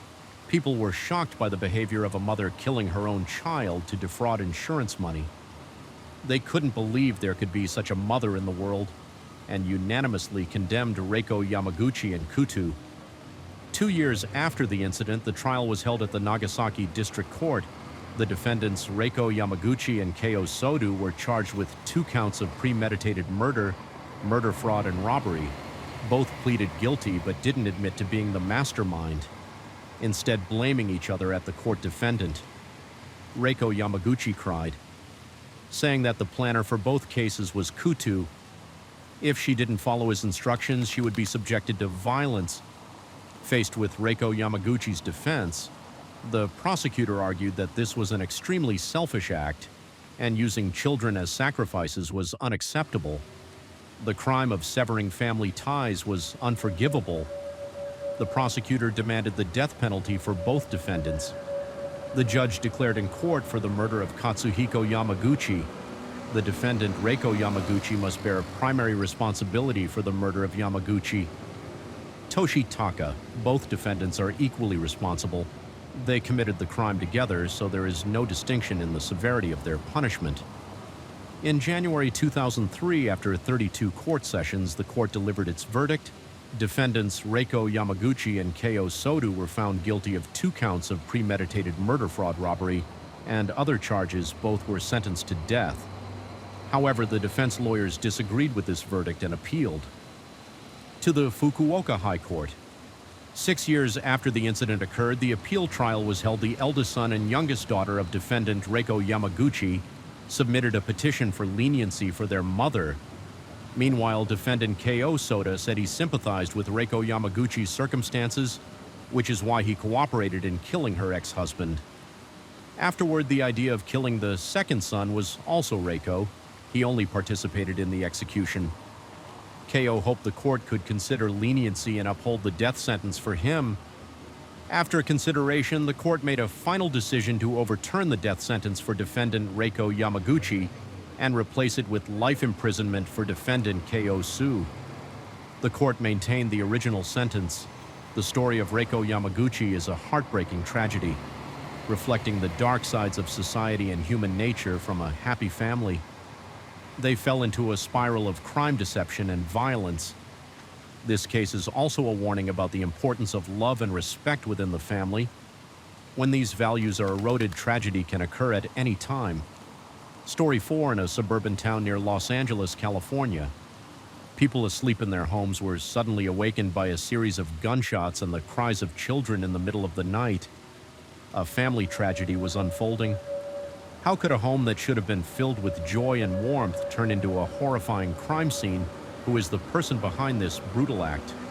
Today's case involves a Chinese-American family, but with a slight twist. The husband was a Chinese-American who immigrated to the U.S. with his parents as a child. The wife, originally from China, had attended university and worked in her home country through the arrangement of his parents. This beautiful woman married her current husband, and they had children together. However, behind the appearance of a harmonious family, a quiet crisis was brewing when the wife's parents came from AF far to visit. They had no idea this would mark the end of their lives. To understand the full scope of this case, we need to rewind back to 2016. The crime scene was located in West Covina, California, about 19 miles east of downtown Los Angeles, around 8:30 p.m. On April the 13th, 2016, gunshots suddenly rang out on a quiet street. Several local residents who heard the shots called 911. Of them reported hearing more than 20 gunshots and the sounds of children crying and screaming, which sounded extremely distressing. Another resident said he not only heard gunfire and children's screams, but also knew the incident was happening in a neighboring townhouse across the street. He saw a man pacing back and forth on the second floor of the house before the man closed the blinds and turned off the room's lights. The police quickly pinpointed the crime scene based on the reports. A townhouse in the 1300 block of East Oahu Street by around 8:55 p.m. 2 officers knocked on the door of the house. A man came downstairs from the upper floor to open the door for the police. However, during the conversation, the officers noticed something off about him. He appeared extremely frightened and was speaking incoherently. As a result, the officers called for backup, arrested the man, and handcuffed him. The officers then entered the house to investigate. One officer kicked down the door to the downstairs bathroom and discovered the children trembling and huddled together in obvious shock. The youngest child had large red stains on both their body and pajamas. Other officers headed upstairs and found a woman at the top of the stairs near the master bedroom. Her body lay on the right-hand hallway outside the bedroom, showing no signs of life. She had been shot in the face, causing brain matter to scatter across the floor and even splatter onto the wall behind her. Police found a tooth and a spent bullet casing on the stairs leading to the second floor. Lying in the hallway nearby was an elderly man, his body covered in dried blood. Based on the shape and angle of the blood spatter, forensic experts concluded that the victim was lying on the floor when he was shot. 2 bullets were embedded in the hardwood floor beneath the body, while others, after passing through the victim, punctured the ceiling of the floor below. To the left of the man's body was a knife. Its position was odd, as if it had been deliberately placed there like a prop. Even stranger, in the midst of this bloody, gruesome scene, the knife was completely clean without a single stain. The overall scene was both horrifying and bizarre. Next, the officers entered the master bedroom inside the closet. They discovered several firearms, including handguns, rifles, and boxes of ammunition. A small arsenal among them was a .45 caliber semi-automatic handgun, which had been fired 10 times and was now empty. A nearby spare magazine, also for 10 rounds, contained only 1 remaining bullet. Ballistics analysis later confirmed that this was the murder weapon. The crime scene was so horrific that even the officers were stunned.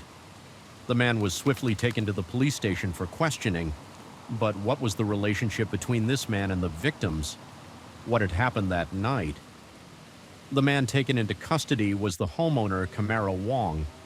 His wife's name was Dii. They had married in 2007 and had 3 children.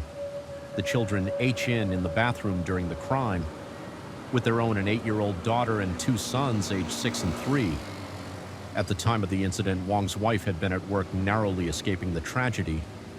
The elderly couple who were the victims were Zhao Lei's parents, Mr. Dao, age 60, and Mrs. Zhang, also 60 years old.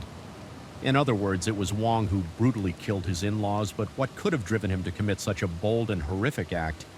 Why did he abandon everything and embark on this irreversible path? Police believe the motive for the crime may have stemmed from the couple's marriage. According to police investigations, Wong was born in 1972 as the only child in his family, originally from Qinggu, Sichuan province. His father was an aerospace expert at a university in Beijing, and his mother was a high school teacher as a child. Wong attended school in Beijing. His classmates recalled that he was tall and skinny with an introverted and timid personality. After moving to the U.S. with his parents, Wong studied at Pasadena City College in Los Angeles, later transferring to California State Polytechnic University, Pona. This university isn't widely known internationally, but its local employment rate for graduates is much higher than some prestigious schools. Apple's first CFO, a former VP at Oracle, and Yahoo's CTO are all alumni.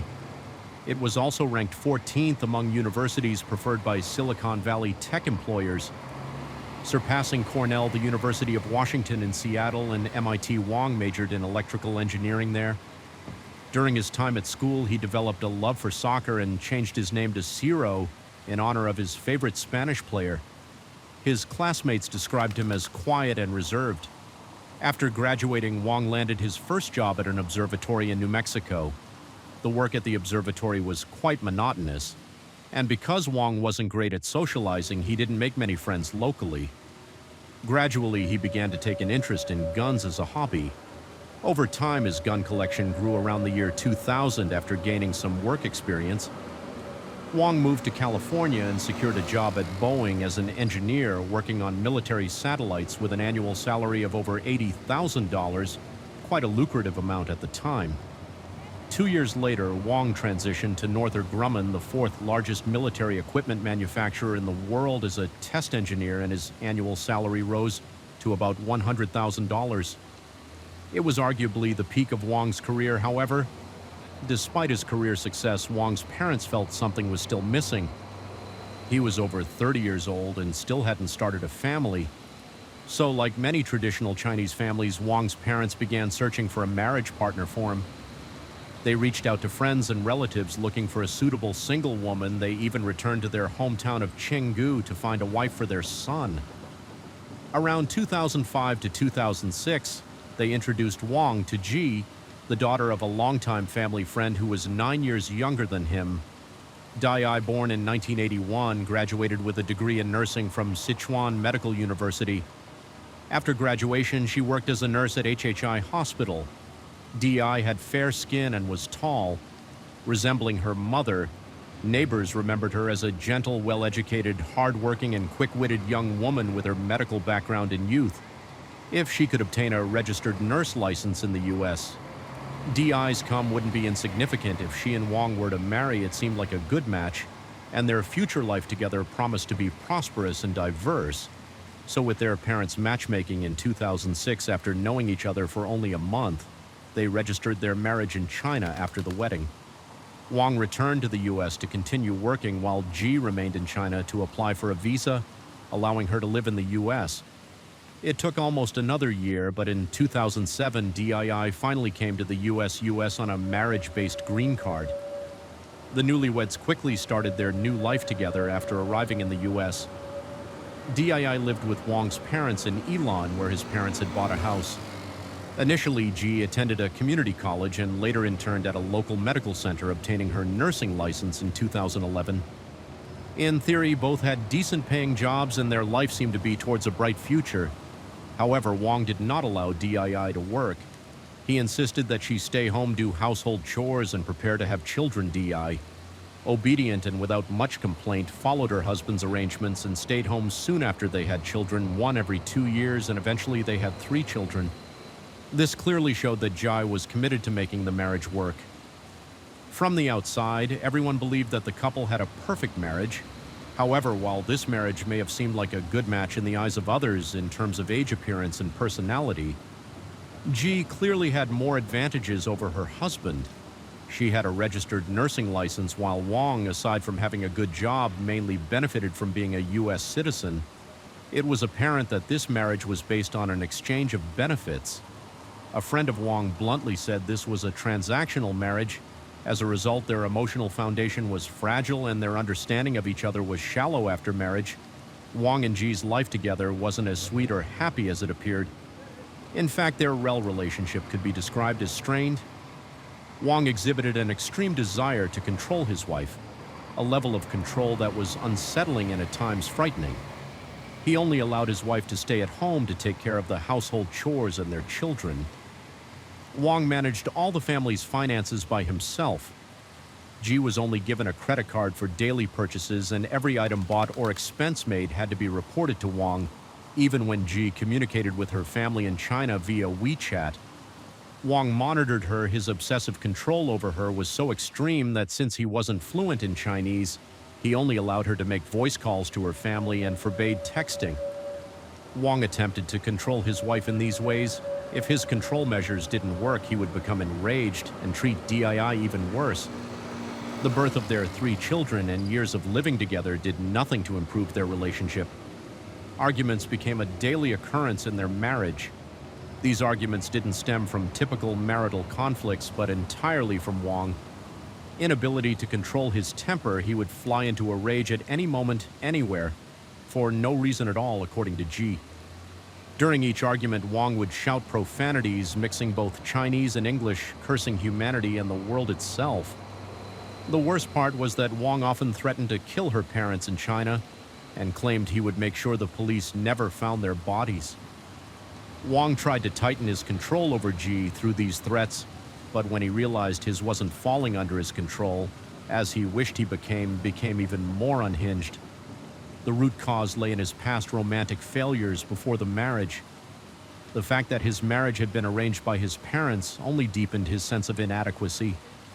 Having been without a girlfriend for many years, Wong was acutely aware that in his marriage to the young and beautiful DII, she hadn't married him out of love or attraction. Even Wong's parents and friends had subtly warned or hinted that he needed to keep a tight grip on his attractive younger wife. As a result, Wong resorted to controlling Glai. Within the narrow confines of their household, he believed that by doing so, he could keep her in line. However, this was far from the truth. Over time, Wong's verbal abuse escalated into physical violence. By this point, his actions had evolved beyond mere domestic abuse. However, JY continued to endure Wong until a more serious incident of domestic violence occurred in February 2013. DI was sitting on the couch feeding their 6-month-old son. She asked Wong if he could wash the dishes. Wong angrily replied that he didn't know how to wash dishes. The argument escalated, and once again, Wong threatened, "I will kill your parents this time." D had enough and shouted back at him in response. Wong suddenly grabbed her by the hair and punched her hard in the left temple. Wong's father, seeing his son lose control again, immediately grabbed him tightly.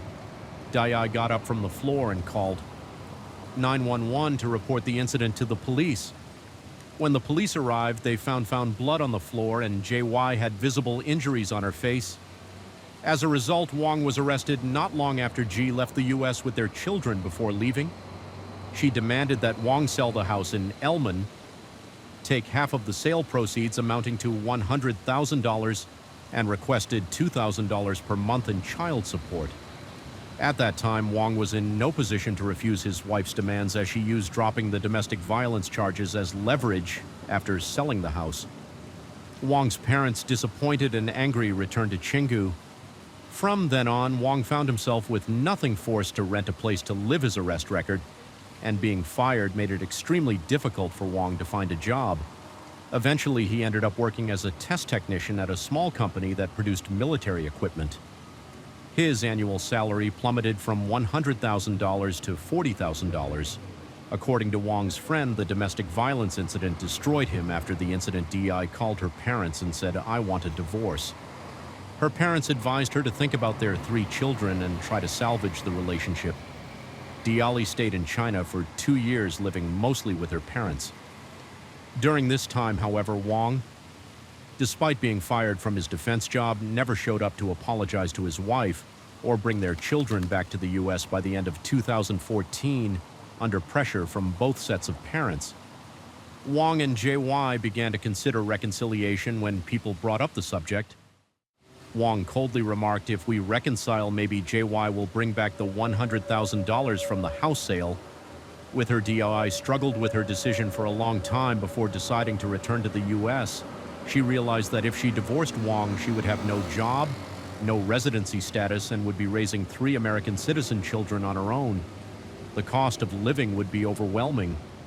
Ultimately, she also considered that her couldn't keep up with the Chinese education system, where academic pressure was intense, while schooling in the U.S. was relatively easier.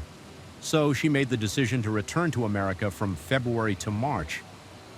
2015, DII brought her 3 children back to the U.S. Finally, in July of that same year, they moved to West Covina and bought a new house, the very house where the tragic event would later occur. At first, Wong treated DII well. She mentioned that he had a job, helped with some household chores, and was kind to the children. These basic improvements made her feel somewhat satisfied, but after about a month, Wong lost his job again and they fell back into their old patterns, with the intense arguments resuming by September 2015 in order to make ends meet. Wong helped Yi renew her nursing license and finally allowed her to work. However, DII had no idea how much money she was earning, as all of her wages were deposited directly into a bank account fully controlled by Wong. She didn't even know the account password. It seemed like everything had reverted to the way it was before. So was the tragedy caused solely by the couple's conflicts? Or was there more to the story as the investigation unfolded? More details emerged, with 3 children to care for and an unemployed husband. Dai had no choice but to find a job as soon as her nursing license was reinstated. Fortunately, the demand for nurses in the U.S. was high by September 2015. DEI had secured a job and started working 3 to 4 days a week in a family without a mother. Presence, a man left to care for 3 children on his own, would undoubtedly struggle. Dai's parents, who adored their daughter and grandchildren, decided to come to the U.S. to help support her and the family with Wong's approval. Ji applied for a family visit visa for her parents, allowing them to stay in the U.S. for 6 months. Thus, Mr. Dao and Mrs. Zhang arrived in the U.S. in late 2015. Despite DII having been married to Wong for nearly 10 years, this was the first time her parents lived under the same roof with their son-in-law in the eyes of the neighbors. Mr. and Mrs. Jiao were a harmonious couple who got along well with everyone in the community. Back in China, they lived in a high-end residential area in Chengdu, where they were well regarded for their character and reputation. Although they were both over 60, Mrs. Zhang looked younger than her age. Mr. Xiao was calm and skilled, while Mrs. Zhang was tall and elegant. This couple enjoyed a comfortable financial situation with a substantial pension. Besides their home in Qinggu, they owned a rental property and a vacation home in Haiyan. It was clear that their retirement years were full of comfort, leisure, and abundance. The only concern for Mr. Dao and Mrs. Zhang was the international marriage of their only daughter, Dii, for 8 years. Dii frequently returned to China with her children, and nearly every time she had a baby, she stayed for an extended period. However, none of Mr. Yao's relatives or friends had ever met their American son-in-law, but the couple always seemed happy and explained that Wang worked in the defense industry and jobs like that often involved secrecy, making it inconvenient for him to visit family in China. Mr. Jiao and Mrs. Zhang were avid users of social media, but during their stay in the US, they never posted any photos of their trip or their family on WeChat groups. Even during festive periods like Christmas, New Year's, and the Lunar New Year prime times for sharing photos, they made no mention of their son-in-law. The last WeChat message from Mr. Dio, although sent during his visit to the US, showed a picture of him and his wife traveling to an ancient town back in China. Originally, the couple had planned to return to China on April 19, 2016, but they rescheduled their departure to April 15th. Friends and relatives back in China were eagerly preparing to welcome them home. However, on April 14th, they received the devastating news that the elderly couple had died in the US. In Wang's testimony, Mr. and M. Zhao were portrayed in a completely different light. He claimed that he accidentally shot his mother-in-law during a struggle and that he shot his father-in-law in self-defense. Wang also stated that it was the unreasonable behavior and constant pressure from his in-laws that led to the tragedy. He recounted that on the evening of April the 13th of 2016, the night of the incident, Mr. and Mrs. Yao were preparing for their trip back to China around 6:30 p.m.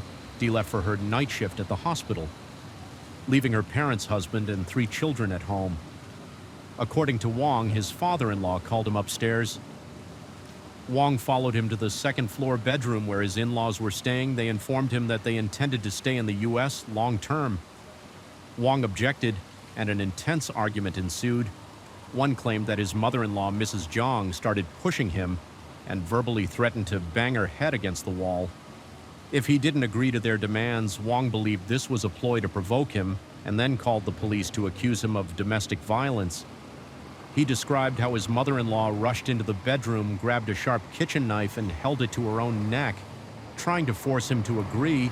His father-in-law then took the knife from her, pointed it at Wang, and stepped closer, saying, "I'm going to cut off your head." Feeling cornered, Wang said he threatened to call the police and have his father-in-law arrested, ensuring that he would never be able to return to the U.S. His mother-in-law fell to her knees, begging him. Wang told her that unless they packed their belonging and left immediately never to return, he wouldn't forgive them. His father-in-law responded by saying they needed time to discuss it. Wang then waited in his own bedroom, but he noticed an eerie silence on the second floor. Growing nervous, he grabbed a fully loaded gun, opened the door to his in-law's bedroom, and walked in. As soon as he entered, his mother-in-law grabbed onto his leg. His father-in-law then charged at him, trying to wrestle the gun away. During the struggle, the gun went off, hitting his mother-in-law in the face. One claimed that after his father-in-law came at him with a knife, he shot in self-defense due to the intensity of the situation. Wang said he emptied the entire clip later when police knocked on his door. Wang explained to them, "I wanted to end it all, but I was still so angry, so I went back to the room, reloaded the gun, and shot a few more rounds at my in-laws." He also mentioned that he had thought about calling 911, but feared the police would scare his children. Although Wang's testimony sounded plausible on the surface, it was full of inconsistencies in reality, according to J.O. Lee and those close to the family. It was clear that Mr. and Mrs. Yao were unhappy living in the U.S., however, to avoid straining their daughter's marriage. They rarely complained. In April 2016, tensions between Mr. Dao, his wife, and their son-in-law had escalated significantly. According to rumors, the conflict centered around Wang's unemployment. The Jiao couple, already concerned about their daughters. International marriage grew more worried. Seeing her shoulder the family's financial burdens alone from Wang's perspective, his in-laws' behavior stemmed from their disdain for him. The growing friction culminated in a heated argument. Upon returning home, Dee's parents confided that Wong had threatened her father during the dispute, saying, "I'll make you disappear and not even the police will find you." At the time, the elderly couple dismissed it as angry words, believing Wong would never be cruel enough to act on such a threat. They had repeatedly expressed their desire to return to China early and finally rescheduled their flight for April 15th. Wong was also aware of their early departure. It took the police less than 2 days after the incident to officially arrest Wong. The lead investigator in the case stated that they had no other suspects, as all the evidence in Leeds pointed directly to Wong. Forensic experts found a large amount of gunpowder residue on Wong's body. Additionally, the DNA on the murder weapon matched Wong's DNA autopsy. Results revealed that both Mr. and Mrs. Yao had been shot 12 times each. With most of the shots being fatal, one of the bullets had even entered Mrs. Dao's skull. This was clearly an act of excessive violence.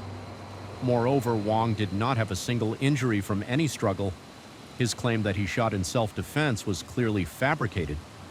According to forensic experts, both victims were likely conscious throughout the attack and were still alive when Wong fired the second round of shots. In addition, Wong's youngest son, who was only 3 years old at the time, had been with his grandparents when the shooting occurred. After hearing the gunshots, the boy went downstairs by himself and hid in the bathroom with his older sister and brother. His pajamas were covered in blood. Wong's oldest son had secretly gone upstairs, where he witnessed his grandmother kneeling on the floor with Wong standing in front of her, yelling at her. Wong then forced his children to participate in a horrific game, making them watch as he shot their grandparents. Terry IED, the boy ran back to the bathroom and heard another series of gunshots. Even when the police arrived, Wong remained upstairs and never checked to see if his 3 children were safe.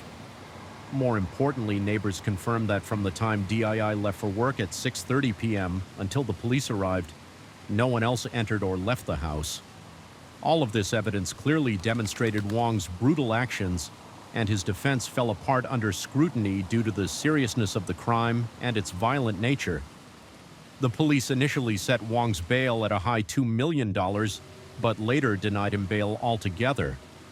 Wong was detained at the local police station awaiting trial on July 31, 2017. The Pomona Superior Court completed the preliminary hearing. The trial officially began in September 2018. After 2 years in custody, Wong appeared noticeably thinner. Dressed in a blue uniform, he continuously shook his legs after sitting down but maintained a calm expression. Wiley, along with Wong's eldest daughter and son, testified for the prosecution on October 1, 2018. Based on the overwhelming evidence, the jury found Wong guilty of 2 counts of first-degree murder on January 2, 2019. The judge sentenced Wong to life in prison without the possibility of parole for 25 years until the very end.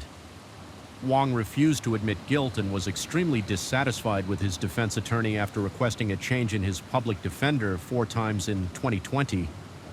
Wong, through his lawyer, filed an appeal seeking a retrial of the case. Upon reviewing the defendant's appeal, the judge from the California Supreme Court ruled to deny a retrial. This time, the monster was permanently confined to prison. Though this brutal case has concluded, there are still people silently bearing the aftermath. DII, who lost her parents, her youngest son, who witnessed the scene, and her 2 older children, who had been deeply psychologically affected. There is no recent information available online about them, but one thing is certain: this shadow will haunt them for the rest of their lives. This case highlights the significant issues surrounding convenience marriages that cross international borders. These marriages are often arranged with someone who already holds a green card in order to gain U.S. citizenship on the surface. A convenience marriage might seem like a mutually beneficial transaction. However, due to the lack of emotional foundation or even the absence of any real emotional connection and the self-serving motivations of both parties, these marriages are at high risk of falling apart, even without extreme outcomes.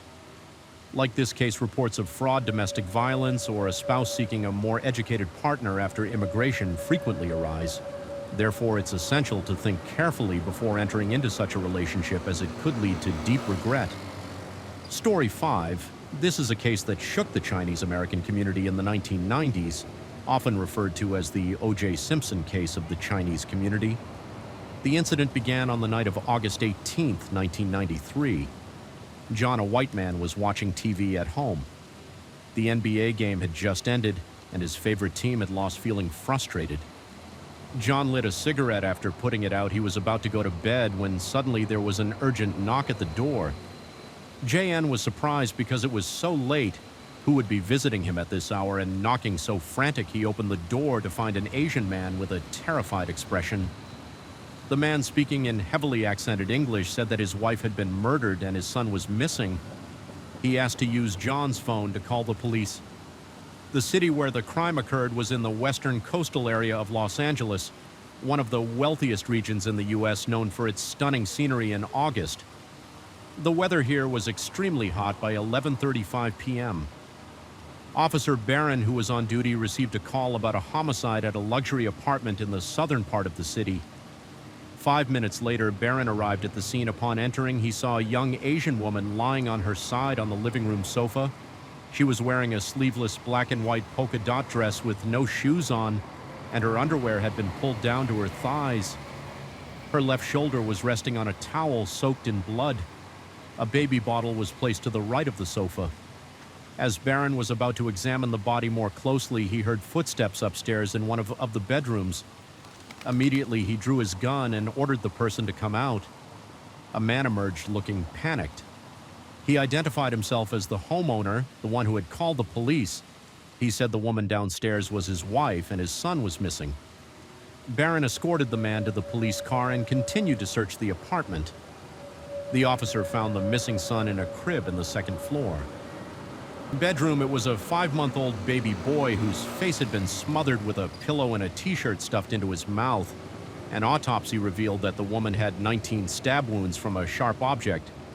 All fatal, a defensive wound on her left arm showed that she had fought back fiercely before dying. The baby boy had also suffered the same fate as his mother, suffocating to death. According to initial estimates, the crime occurred between 10 p.m. on August 17th and 3 a.m. on August 18th, a window of 4 to 5 hours. The identities of the victims were quickly established. The woman, whose Chinese name was Gbong, had an English name of Jennifer G., and she was 25 years old.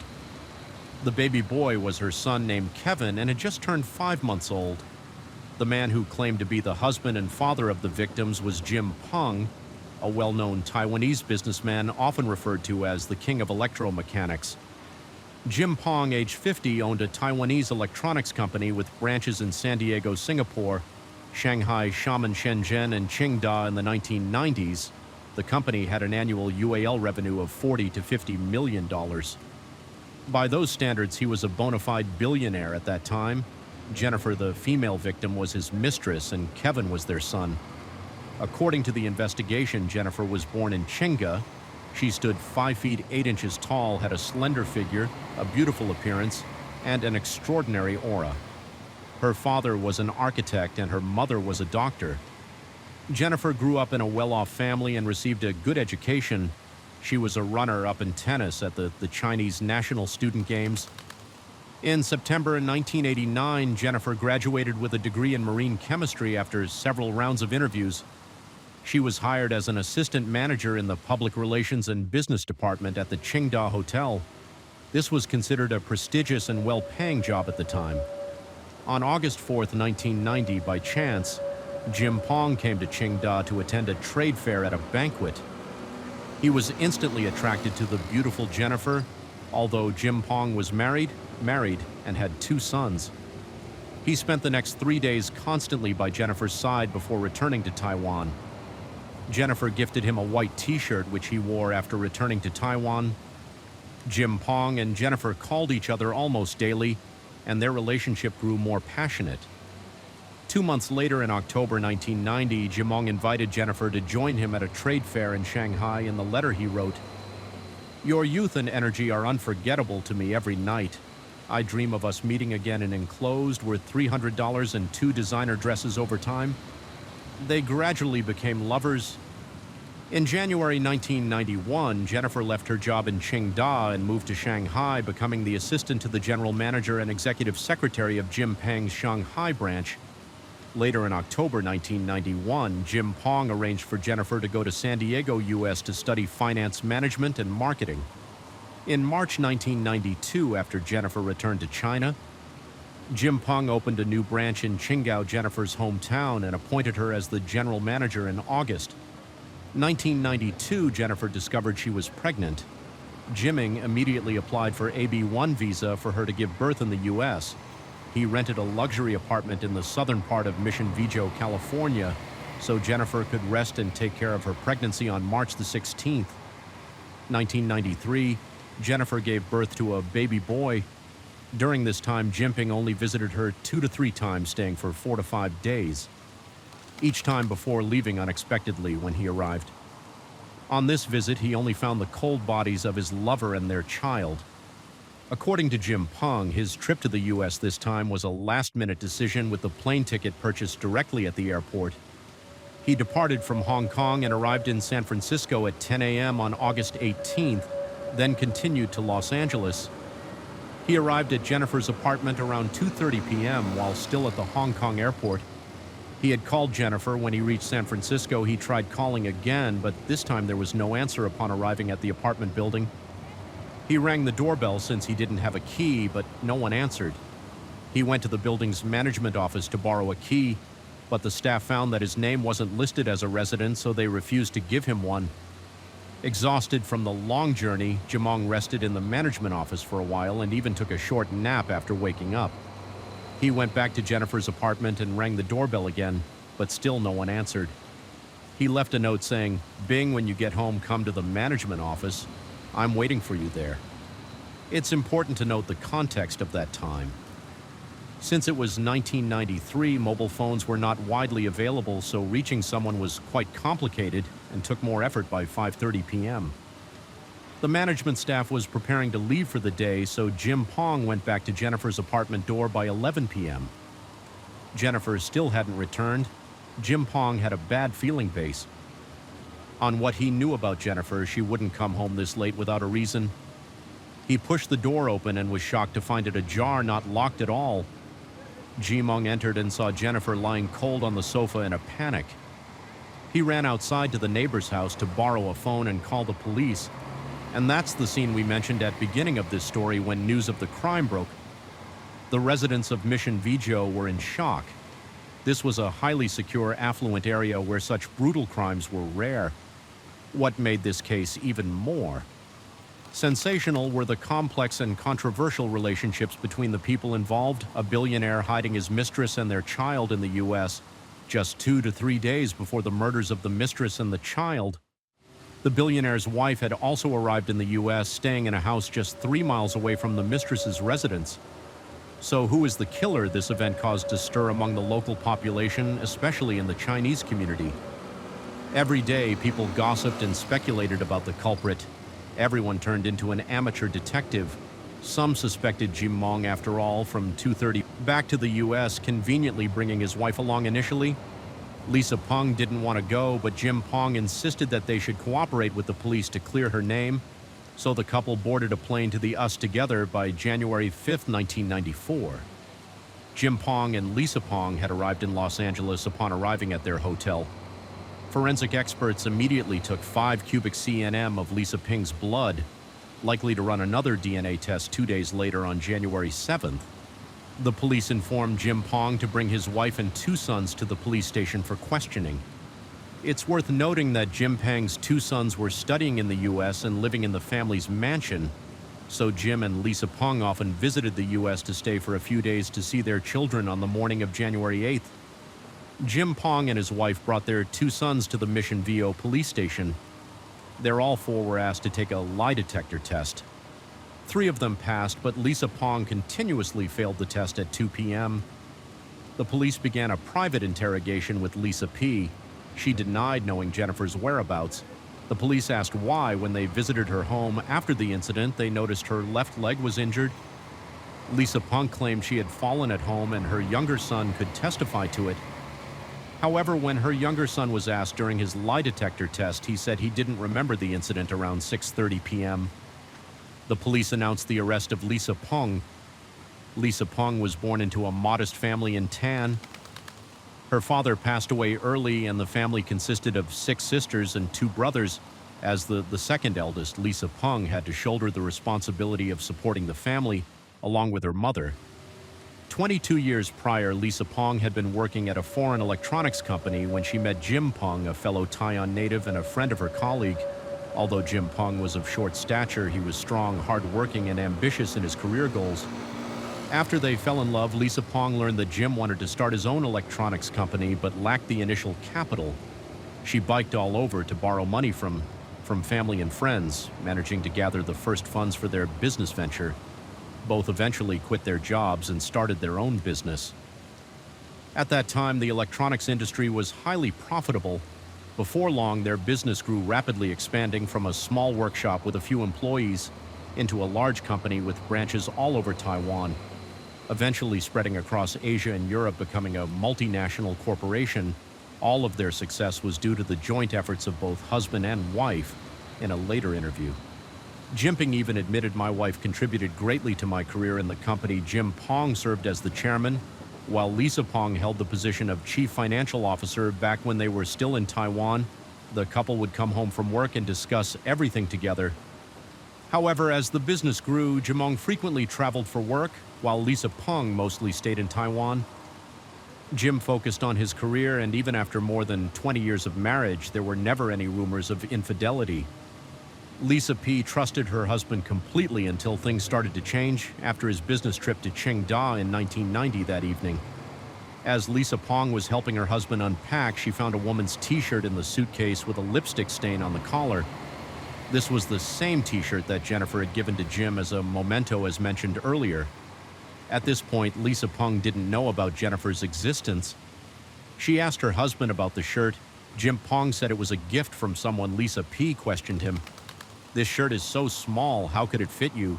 Why would they give it to you? And what about the lipstick stain?" Jim Pong dismissed her concern, saying it was just part of business etiquette, and told her not to worry. Lisa Pong had no concrete evidence to prove that her husband was cheating, so she let it go a few days later when reviewing the company's phone bills.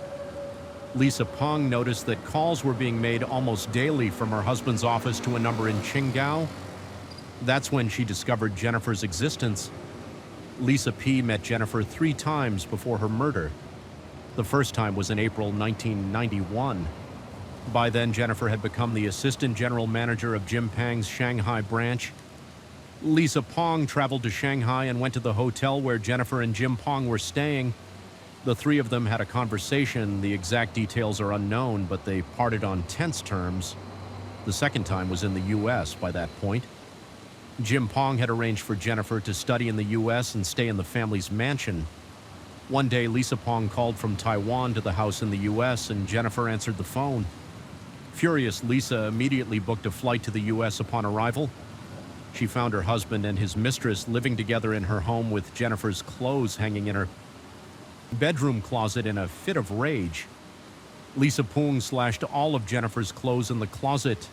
It was said that Jim Pong slapped his wife in front of Jennifer. The third time was in Qingdao, even after Jennifer finished her studies in the U.S. and returned to Qingdao. Jim Pong still set up a new company there and appointed Jennifer as general manager. Lisa Pong went to Qingdao demanding that Jennifer stay away from her husband, but in the end she had to return to Taiwan, heartbroken and alone. After Lisa Pang's arrest, Jim Pong told reporters, "I trust my wife. She is kind-hearted and would never do something so cruel." He also stated that he would hire the best lawyer to defend her. On May 24, 1995, the Mission Vizhou District Court officially began the trial. Jim Pong spent a large sum of money to hire Marshall Schulman, one of the best criminal defense attorneys in the U.S., to represent his wife. Schulman was 67 years old. At the time, the trial from initial proceedings to appeals lasted nearly 2 years. Here I will only recount some of the most noteworthy and important details in court. Aside from DNA evidence, the prosecution's most crucial weapon was an audio recording. This piece of evidence ultimately shaped the direction of the trial. It turned out that on the day Jim Pang's family went to the police station for the lie detector tests after the private conversation with Lisa Pong, the police arranged for the couple to talk to each other. They spoke in Chinese since the officers couldn't understand the language. They recorded the conversation. During the conversation, in response to Jim Pang's questions, Lisa Pong did not directly admit to killing Jennifer, but she did confess to meeting Jennifer and having a physical altercation. She claimed that Jennifer had accidentally fallen onto a knife and died. Attorney Schulman immediately objected, arguing that the police had used an illegal wiretap to obtain this private conversation, making it inadmissible as evidence. However, prosecutor Robert MCO countered by saying that since police officers were present during the conversation, it was not private and no wiretapping issue existed. Furthermore, there was a legal precedent in California where a recording in Thai had been used as evidence in court, so the recording in this case was admissible. As for the DNA evidence, Schulman presented the argument that the person who bites is not necessarily the killer. He exploited the weakness in the prosecution's case by pointing out that the police had no direct evidence from the crime scene linking Lisa Pong to the murder, claiming that the DNA match meant nothing. Schulman explained that on the afternoon of August 17th, the day before Jennifer's body was discovered, Lisa Pong had indeed gone to Jennifer's apartment, they argued, and Lisa Pong bit Jennifer's left arm before leaving.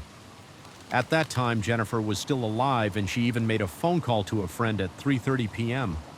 Schulman also pointed out that Lisa Pong was petite, standing less than 5 feet 3 inches tall, and questioned how she could have overpowered and killed Jennifer, who was 5 feet 8 inches tall, physically fit, and a regular athlete. Schulman then presented his own theory about the killer. He speculated that Jennifer was murdered around 2 p.m. on August 18th, and the perpetrator was Jim Pong. His reasoning was based on a series of suspicious actions by Jim Pong that day, such as waiting outside the door for 8.5 hours and going to the neighbor's house to make a phone call, among other things. At this point, you might be wondering, didn't the police originally state that the time of death was between 10 p.m. on August 18th? Why is Schulman now claiming it was 2 p.m. on August 18th? Schulman explained that in August, the temperature in Mission Vijay is high and the heat can affect the body, leading forensic experts to make an incorrect estimate of the time of death.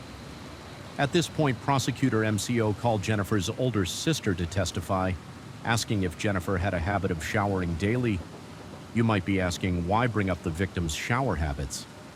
At this point, when Jennifer's sister confirmed that she did shower daily, prosecutor MCO stated if Jennifer showered every day, and if the bite mark on her arm occurred in the afternoon on August 17th, then when she showered that evening, the saliva on the bite would have been washed off.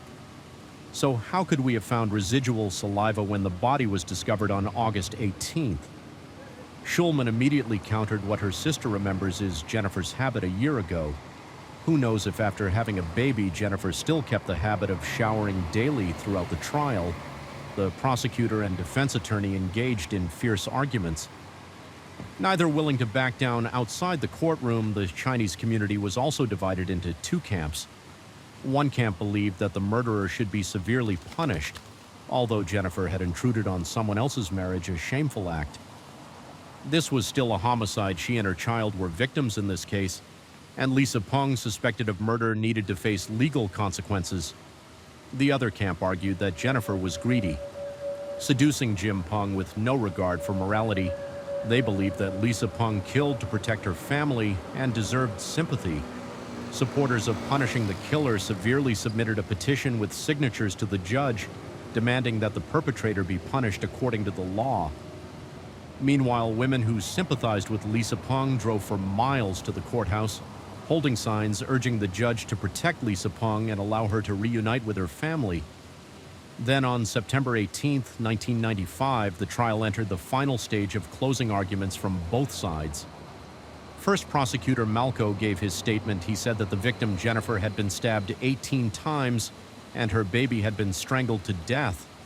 The baby was suffocated for as long as 5 minutes before passing away, indicating that the killer harbored extreme anger toward them, and this person could only be Lisa.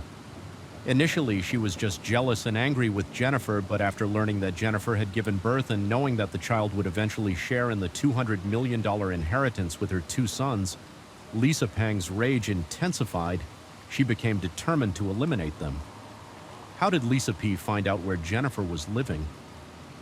Malco pointed out that in July 1993, Jim Pong made a phone call from their home in Taiwan to Jennifer. Lisa Pong saw the number on the bill and called it back over the phone. Jennifer mentioned that she was living in a great place with a swimming pool and a very comfortable lifestyle. This prompted Lisa Pong to fly to the U.S. and arrange a meeting with Jennifer to talk on the night of August 17th after her children had gone to sleep. Lisa Pong went to Jennifer's apartment. Jennifer had even done her makeup expecting Lisa Pong to arrive for a negotiation, but when she opened the door, she was immediately attacked. When it was defense attorney Schulman's turn, he continued to point to Jim Pong as the perpetrator. Citing the reasons we mentioned earlier regarding the police theory that Jennifer and Lisa Pong had arranged to meet late at night, Schulman argued that Jennifer was a cautious person and would never invite someone, especially an enemy, to her home. Late at night, the closing arguments lasted 8 hours in the end. Schulman asked the jury to consider Lisa Pong as innocent. Ultimately, the trial ended without a conclusion because 2 female jurors believed Lisa Pong was not guilty. By April 1996, the Mission Vizhou Superior Court reopened the trial. This time, the jury unanimously found Lisa P. guilty of murder. She was sentenced to life in prison without the possibility of parole. Lisa Pong continued to appeal the verdict on September 30th. 1999, the California Court of Appeal ruled that the audio recording obtained by Mission Vizhou police during the investigation was illegal. As it had been collected unlawfully, the recording could not be used as evidence for conviction. As a result, the court overturned Lisa Pang's life sentence without parole and sent the case back to the Mission Vizhou Superior Court for a retrial. During the retrial, Lisa Pang's legal team spent a substantial amount of money to hire renowned pathology expert Dr. Michael Batten and forensic scientist Dr. Henry Lee. Dr. Henry Lee pointed out that in the previous evidence presented by the police, a large handprint was found on a blood-stained pillow on the sofa. Based on the size of the handprint, it could be inferred that it belonged to a man. Therefore, there was a third person at the crime scene. Speaking of this third person, the police had actually suspected that Lisa Pang's eldest son might have been present at the crime scene. This could explain how the smaller-framed Lisa Pong could have overpowered the much taller Jennifer.